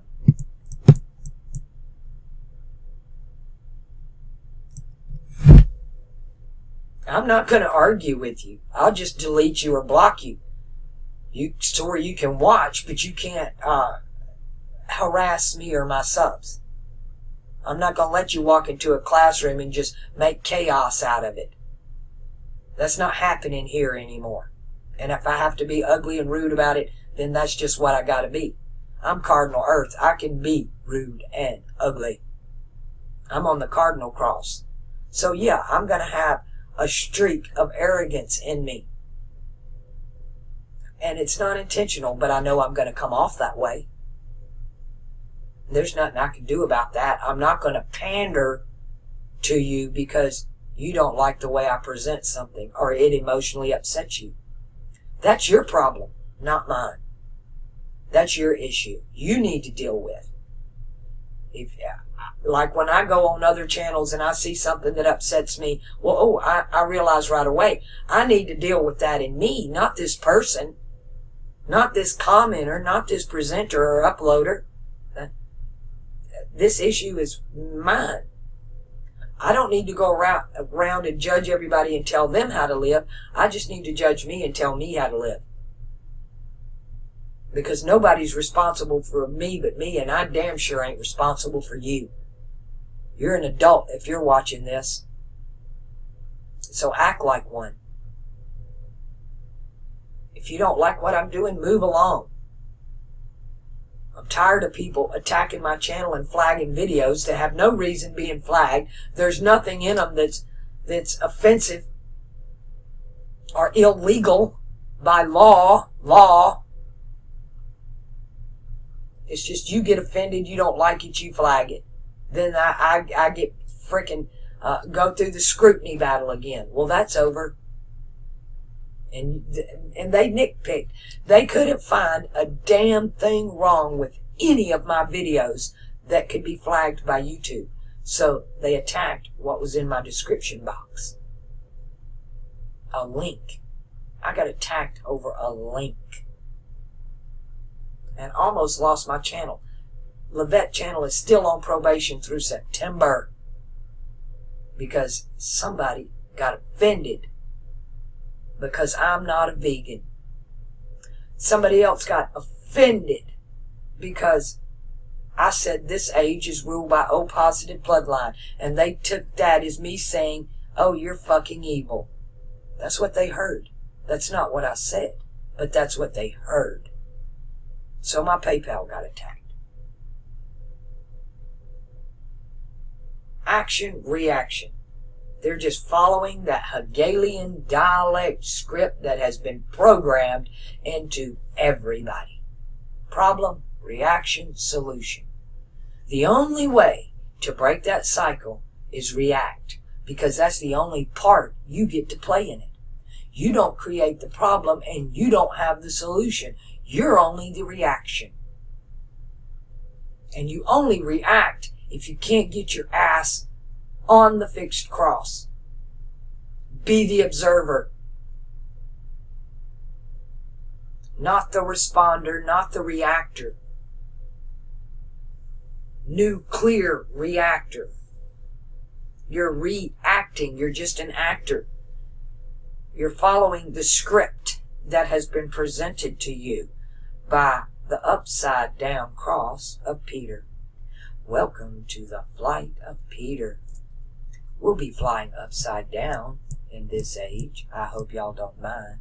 Seatbelts won't be required. We want you to fall flat on your face. Enjoy the ride. And thanks for flying with perverted, inverted, converted ocean liners. You're not really flying. You're just in the abyss swimming around and you think it's air. We're not in heaven and we're not on earth. We're in the age of the abyss. Changing waters, mutable waters.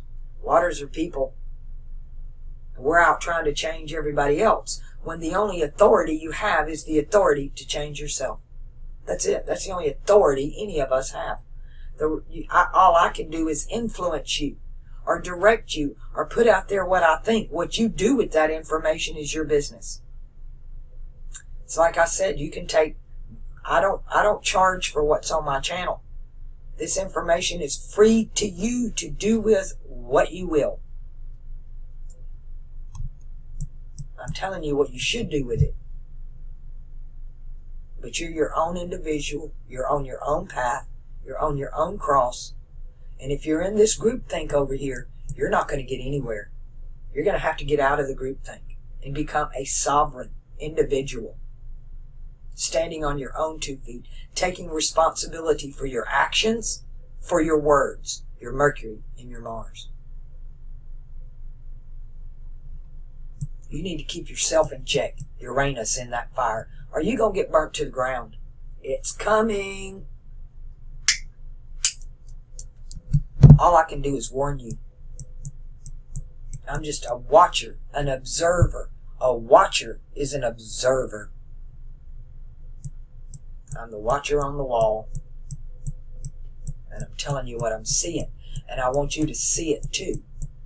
And I want you to see it in ways I don't even see it. That's what I'm waiting on. I'm waiting on that one student to just stand up and go, hey,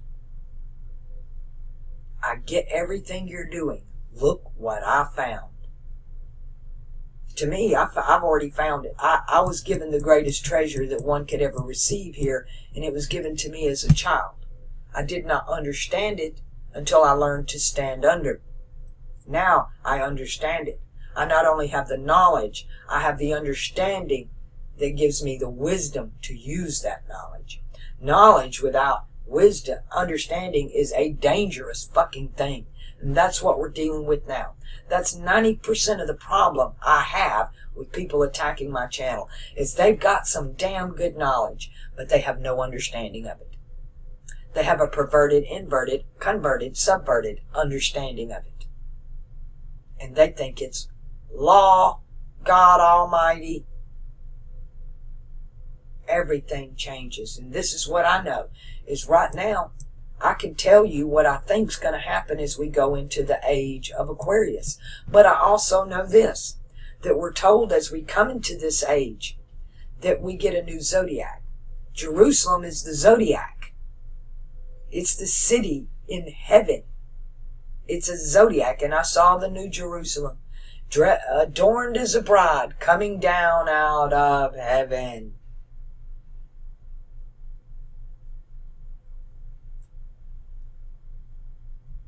So, the new zodiac's coming, and it might not resemble this at all.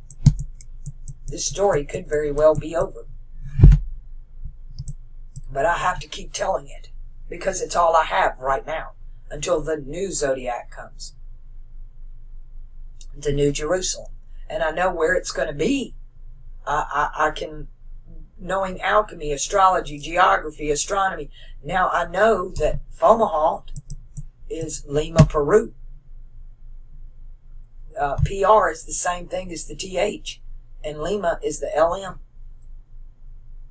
PR in the Egyptian is the same thing as the TH in the Arabic or the Greek. It's the. It's an article. The, all of that. It means one. It means one. God is one. He's fixed, mutable, and cardinal. To me, it's the circle in itself. It's the circle as a whole. But we've all been living in the lower kingdom since this age right here. Sagittarius, Scorpio, Libra, Virgo, Leo, Cancer, Gemini, Taurus, Aries, and Pisces. For 10 ages. 10. Count them. We've been living in Lower Egypt. This is Upper Egypt. This is the Upper Kingdom. The snake in the head. Not the snake in your boot or the snake in your pants. It's the serpent in the mind. It's the doorway. The thalamus and the pineal gland are a doorway to the land of milk and honey. For you new subs who don't have a clue what I'm talking about, I did a video years ago, and it's called Video Letter to Joan, page 1, 2, 3, and 4. And on page 2, I talk about the experience, exactly how it happened. I don't even call it the third eye because that's not how I saw it at the time. But I opened my third eye. I walked in that land of milk and honey. I know exactly what it is. I met the Christ before I ever read the Bible. The only thing I knew about God when I was a child was goddamn and Jesus fucking Christ. And these were words my mother said when she was mad at me. That's all I knew. I didn't know what God was, creation was. All I knew is this is an evil place and I'm being abused on all sides and there's nobody here to help me. And I don't want to be here anymore. And so I let go of it all. I let go of everything. And I opened my third eye. And I walked in a land. I was in a place that's right here around us right now, and it looks just like this one. I was standing in a cotton field when it happened. Actually, I was laying face down in the dirt in a cotton field, and he picked me up out of the dirt. And it was the same cotton, but I seen its life force. Every plant was alive. As just alive as any person. This is my argument about veganism. I'm sorry, but it's the same life force in that carrot, in that tree, as in that dog, is in you. There's only one force. It's what you do with it. There's only one energy. What do you do with it? Within you. This story is told all over the world. This story is told in every culture, every tradition around the world.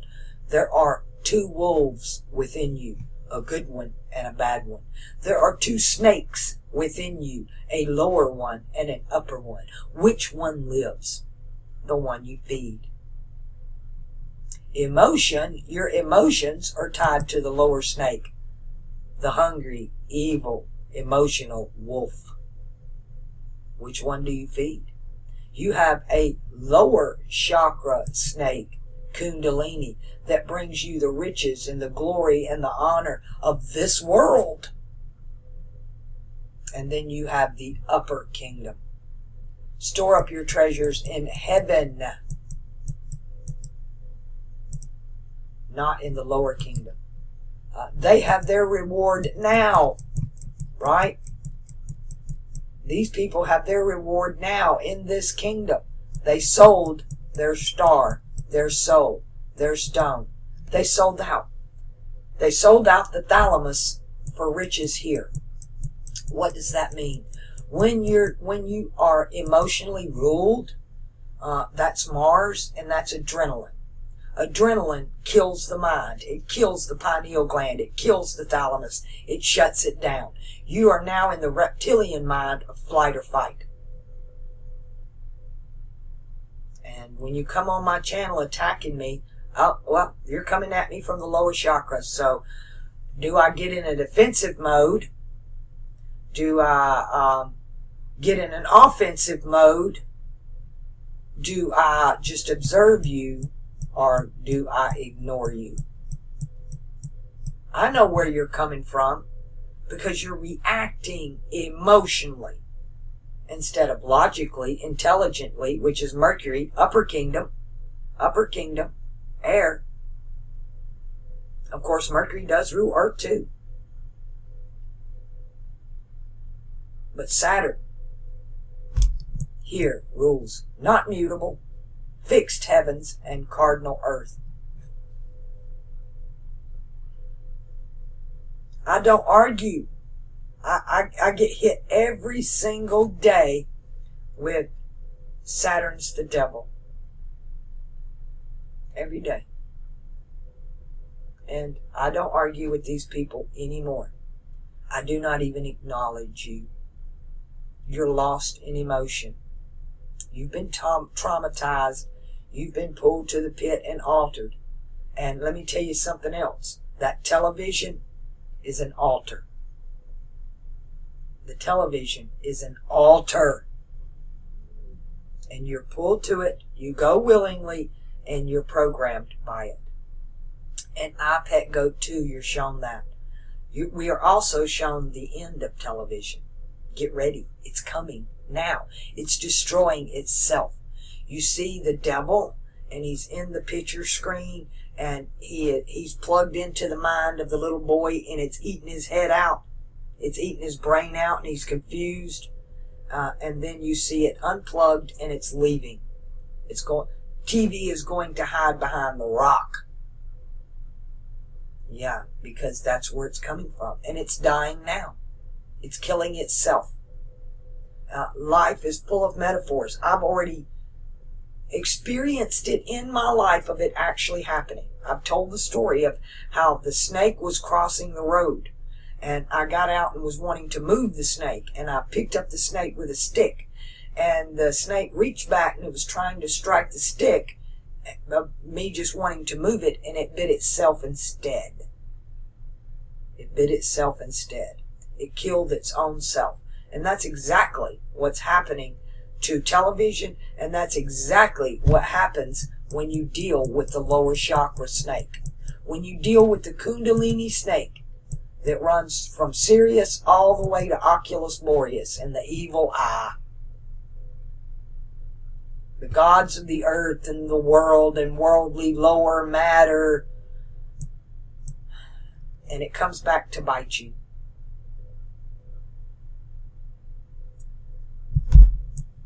But this snake opens a door to the land of milk and honey. And like I said, if I find myself in the situation to where I open that door again, and I already know, I do very little meditating these days. When I start meditating and I start getting close to opening that door, I'll shut it down. Because I know, am I ready to go yet? I need to know, am I ready to go? Have I said everything I want to say? The only thing that keeps me grounded right now is Kelly. If I didn't have her, I'm out of here. I've said what I wanted to say. I've said it in all of my videos, over and over and over. What you do with that information, it's up to you. But I'll tell you this, because you've come here, and because you've listened to what I have to say, now you're responsible for it. You can't say, I didn't know. Nobody told. You're innocent at that point. Before you come on my channel and learn this, you are innocent. But now you know. Now you're responsible. Now, everything you do and learn and do to others can and will be held against you or for you. Now you're an adult. Now you've been initiated into the real mysteries. Not the worldly ones. Not the ones given to you by Peter, Paul, and Mary. Do you understand? I do this out of love.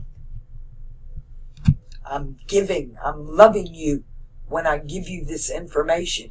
Even when I'm scolding you, chastising you, I'm giving you love. I want you all to walk in the land of milk and honey. Everyone. I know for a fact the most evil piece of shit on this planet that is human, once they've opened that third eye and really get to walk in the land of milk and honey, when you're surrounded by that liquid golden honey milk light that just engulfs every part of your being, that's the only thing real. This is all fake. This is not real. On the other side, you can see the life within the plants, the trees, the dirt, the air itself sings. Everything is in harmony and sings. And the upper kingdom looks just like the lower kingdom. But this one is full of golden, loving light. And the lower kingdom, it's just worldly pleasures. It's lust, it's fame, it's fortune, it's money, it's recognition, it's authority, it's power. But it's all temporal. And it's very emotional too. And it kills the thalamus, which shuts down the pineal gland. And it'll never open. 2 hours. I got to stop this here. I'm tired. I've actually been awake. And I have an appointment tomorrow to go meet a lady who's looking for a roommate. I'm really excited about it. I'm so excited y'all don't even know. Because she's a very old black woman. Capricorn is feminine and it's black. And I can't wait to meet her. they keep telling me that I remind them of her. And she could actually use a roommate. She's having trouble making ends meet because they keep dumping all these medications on her, right? And her insurance don't cover it all. So she's needing financial help. But I love being around older people. Their wisdom is priceless to me. And I can't wait to, and she's Capricorn. At least that's what they said. They know I'm an astrologer, but they don't know what kind of astrology I do. They don't know. I don't dump that on them. I don't mix my physical world in with my spiritual world. I don't run around shoving what I do down everybody's throat. I don't decide the people in my life based on what I believe, which is a lot of what's going on right now. I really hate what's going in, like I said, in politics. The demonization of certain races. That's all such lower chakra. That's the lowest of the low. And I won't acknowledge it. I'm not going to acknowledge it. It's exactly the opposite of what we need to be doing. Like I said, I don't know right now. I don't know that I know one single white family that does not have a Latino, a black, an Asian, an Arabian in their family. Everybody in America is mixed now. So to try to pit one race against another is just, now they're destroying the nuclear family, right? Now they're destroying that. They won't be happy until they've destroyed it all, which it's all wrong and phony anyway. Let it be destroyed. I don't want to see this fake ass American dream shit dumped back on us. That's another freaking Disney lie. Let's don't go there. That's not the way. The Tao, the way, the Tao, the cross. Here's the way. And you can't do it for anybody else. You can only do it for you. I cannot do it for you. I can only show you and tell you what I know. The choice is yours. The journey is yours. The cross is yours.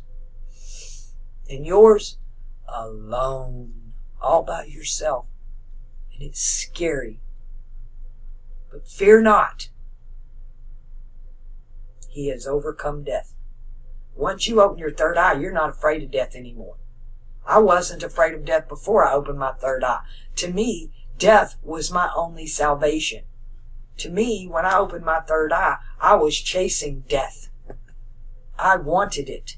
It was the only answer to my problem, was to get the hell out of this body. I remember before I was born, to me, this body is nothing. It has a mind of its own, it has a life of its own, but it's temporal. It's just like a snake skin. I'm going to shed. And then it's just dead skin. But so many people, especially the vegans and the ones worried about bloodlines, that's all temporal, that's all fleshly. I don't even like talking about it on my channel. And every time the subject comes up, the same thing happens. A percentage of the crowd is going to be offended because they're this bloodline or that one. I'm sitting there telling you that I'm a B negative, which if you watch the internet, I'm reptilian. And hey, I've got psoriasis that I grew up with that didn't go away till I went into menopause. That's the shedding of the skin. I'm reptilian. My blood temperature is 96.8. I'm reptilian. Everything about me is exactly what they say on the internet. I'm a B negative, empath, reptilian bloodline. On both sides. It doesn't matter. On my Native American side is B negative, and on my French side is B negative. On both sides. So I'm snake and snake. I got both snakes. I have both snakes in my DNA. So I'm as evil as they come. If anybody should be offended, it would be me.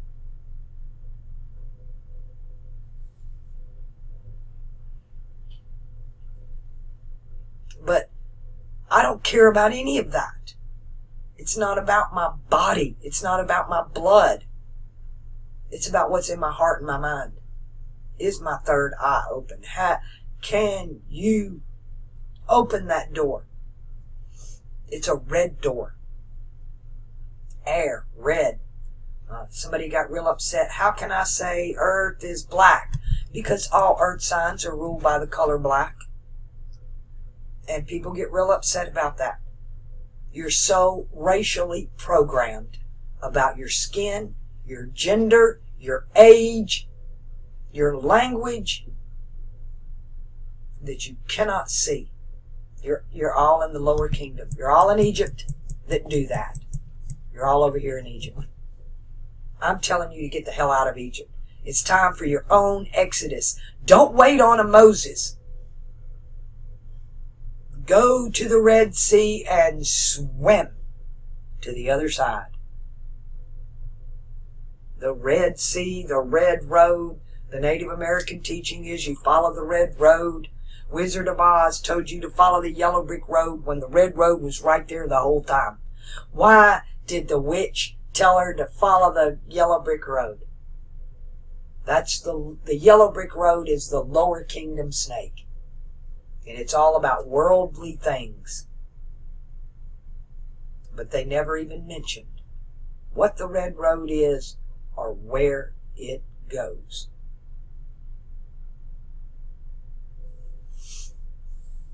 I don't know what else to say to you people. I love everybody with all of my heart. It's the only damn reason I'm here. I did not walk out of the land of milk and honey back into this hellhole, this life of abyss for myself. I did it because I was told that there are others suffering the same thing I suffered. And if I cared so little for the life I was given, why not give it for a cause, even if it kills me? And I knew that was the right answer. I'm taking as many of you out of here with me as I can. I'm no saint. My background is far worse than all of yours. As Paul said, I'm the chief of sinners. I wasn't even a teenager yet, and I had already been disowned, abandoned by my mother, disowned by my family, a ward of the state, and I had federal offense charges on me. Federal. I have been in jail, and every time I go in, they get me the hell out of there fast. Because I'm not going to go in as some unruly. I take people with me. I didn't come back in this world to leave out alone. I came back to take as many of you with me to the kingdom or show you the way that I possibly can. I came back to stand in the gap, not for me, but for you. Me giving this to you doesn't do anything for me. It doesn't benefit me in any way, shape, or form. But it hurts the enemy. And I want everybody living in the lower kingdom, the lower Kundalini, to meet the new snake on the block. And he's a king snake. And king snakes eat other snakes. They eat the deadliest snakes of all, the coral snake. The coral snake, coral is a sea term, and it looks just like the king snake. They look alike. You can't tell them apart unless you're trained to, unless you know which colors go on which colors. And alchemy teaches you which colors go on which colors. It also teaches you the coral snake perverted the colors, just like they're doing now. But the king snake eats the coral snake. I've witnessed that with my own eyes too. It's funny about snakes in my life. Let me tell you about the snakes in my life. Growing up on the plantation, my bedroom was right beside the bathroom. And we had a septic system. And it was this big concrete square block in the backyard, and it had a big concrete slab over the top of it. That was our septic system. The house we lived in was a house that was, it faced a railroad track. It was an old railroad train depot back in the day when they were shipping cotton out of there before machinery. And so the house, I pause this. I think she's through, but I'm not sure. Anyway, my bedroom was right next to the bathroom. And, of course, I had raw bones and bloody eyes in my closet and under the bed, and I wasn't allowed to get out of the bed. I wasn't allowed to get up at night to go to the bathroom. And I never wanted to anyway after what happened one night. My mother went to the bathroom, and when she come out, she flushed the toilet and walked away. My dad went in the bathroom behind her, and a snake was coming up out of the toilet. It had worked its way through the septic system, and that's the only way out, was through the toilet. And it was a huge, what they call a cottonmouth snake, which is very common in fields. Whether it's soybean, corn, cotton, they call them cottonmouth, but you always find these snakes everywhere. This sucker was huge, and it come up out of the toilet. And my dad panicked, and he went and got his gun, and he started shooting holes in the damn floor trying to kill the snake. My bedroom is right next door. We're all screaming. To this day, nobody in my family will sit on a toilet without looking in it first. Won't do it, because there could be a snake coming up that toilet. My sister is terrified of snakes. So my dad went the next day, and he pushes, him and the workers came. He brought his crew from the plantation, and they lifted this big concrete slab off of the sewer septic system. And you could see down in it. It was huge, and it was full of snakes. Thousands of freaking snakes. The majority of them were white. They were albino. They had never seen the light of day. They were born down there, eating rats or turds or whatever was flushed down. That's what they were eating. And so when my older sister saw this, she completely freaked out. And it was a horrific sight to see that many snakes, and to know that that's just a portion of all these other snakes. So there's a huge snake phobia in my family. That very summer that this happened, me and my sister, we had to work in the fields. All of us did, especially us older ones. And we were told we had to spray the mylothylene on the cotton. And what it does is kill the plant. It makes the cotton bud. That way they can just send the cotton pickers through to pick the cotton. So we're spraying this orange DDT defoliage that they used in Vietnam. It's a defoliage. And so it's orange, and we spray this shit all over the cotton. And me and my sister would be orange for a couple of months after that. And so after this time, we're out there doing it, and we had this black man that worked for my dad. His name was AC, and he was driving the tractor.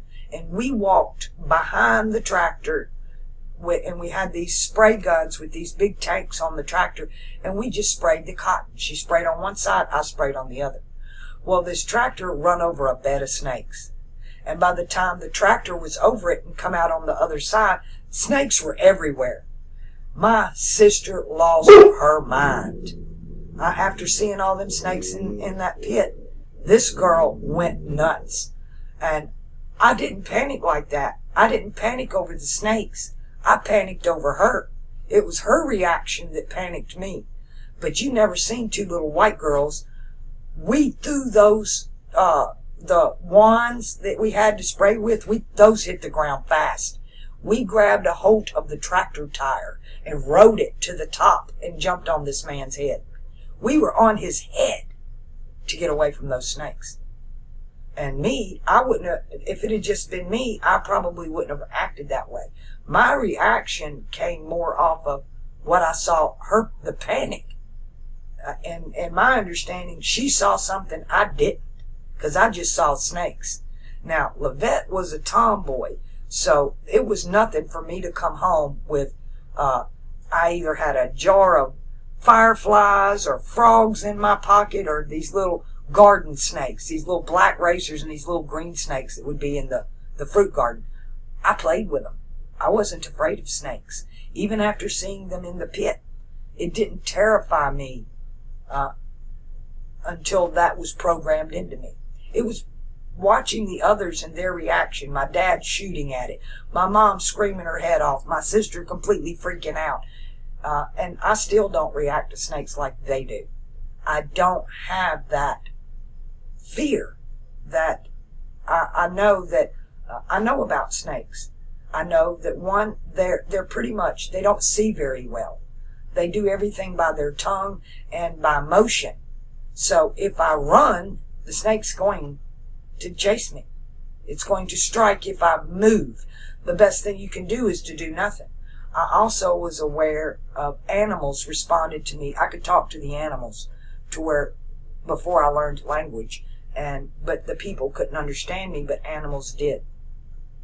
I never could talk to the snake. It was on a different frequency.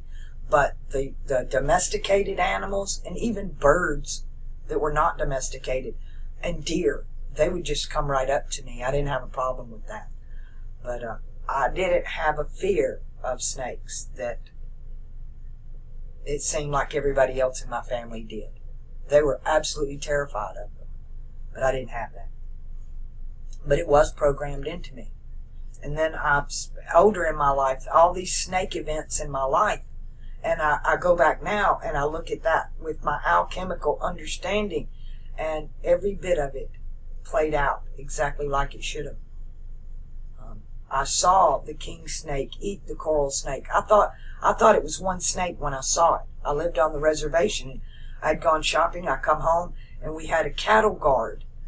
If y'all don't know what that is, it's when at the gate in the fence where the cattle are, they put these bars so that the cattle with their hooves, they can't walk across it. So they don't. And it's called a cattle guard. So I'm crossing the cattle guard, and this is the biggest snake I've ever seen in my life. It must be 25, 30 feet long, but it's not really fat around. I instantly recognize it as a coral snake, which is deadly. I didn't even know that area had coral snakes. So it upset me real bad that I've got my kid and my animals out here, and this is one of the deadliest snakes on the planet. So I tell my husband to go out there and kill that coral snake. So I go out there and he comes back and I said, "You kill it?" And he said, "No." I said, "Why not?" He said, "I didn't have to."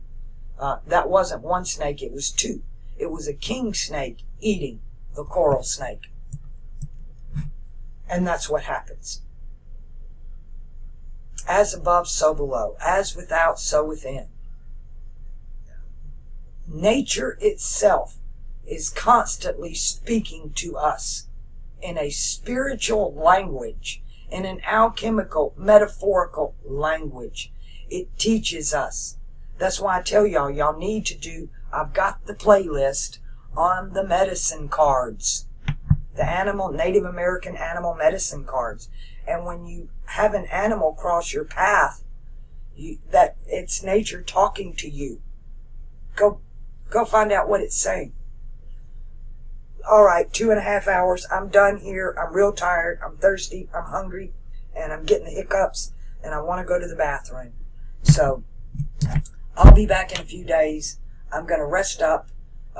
Go look at this room tomorrow and see if I want to live there and if it all works out. And hopefully I'll be moving out of here. I don't want to pay any more rent here. My air conditioner's not working good and I'm sitting here sweating right now.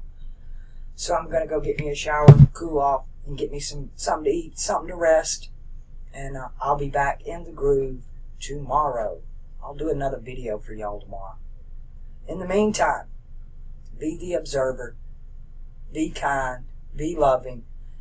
Love is an action. It's something you must go and do. So go do it.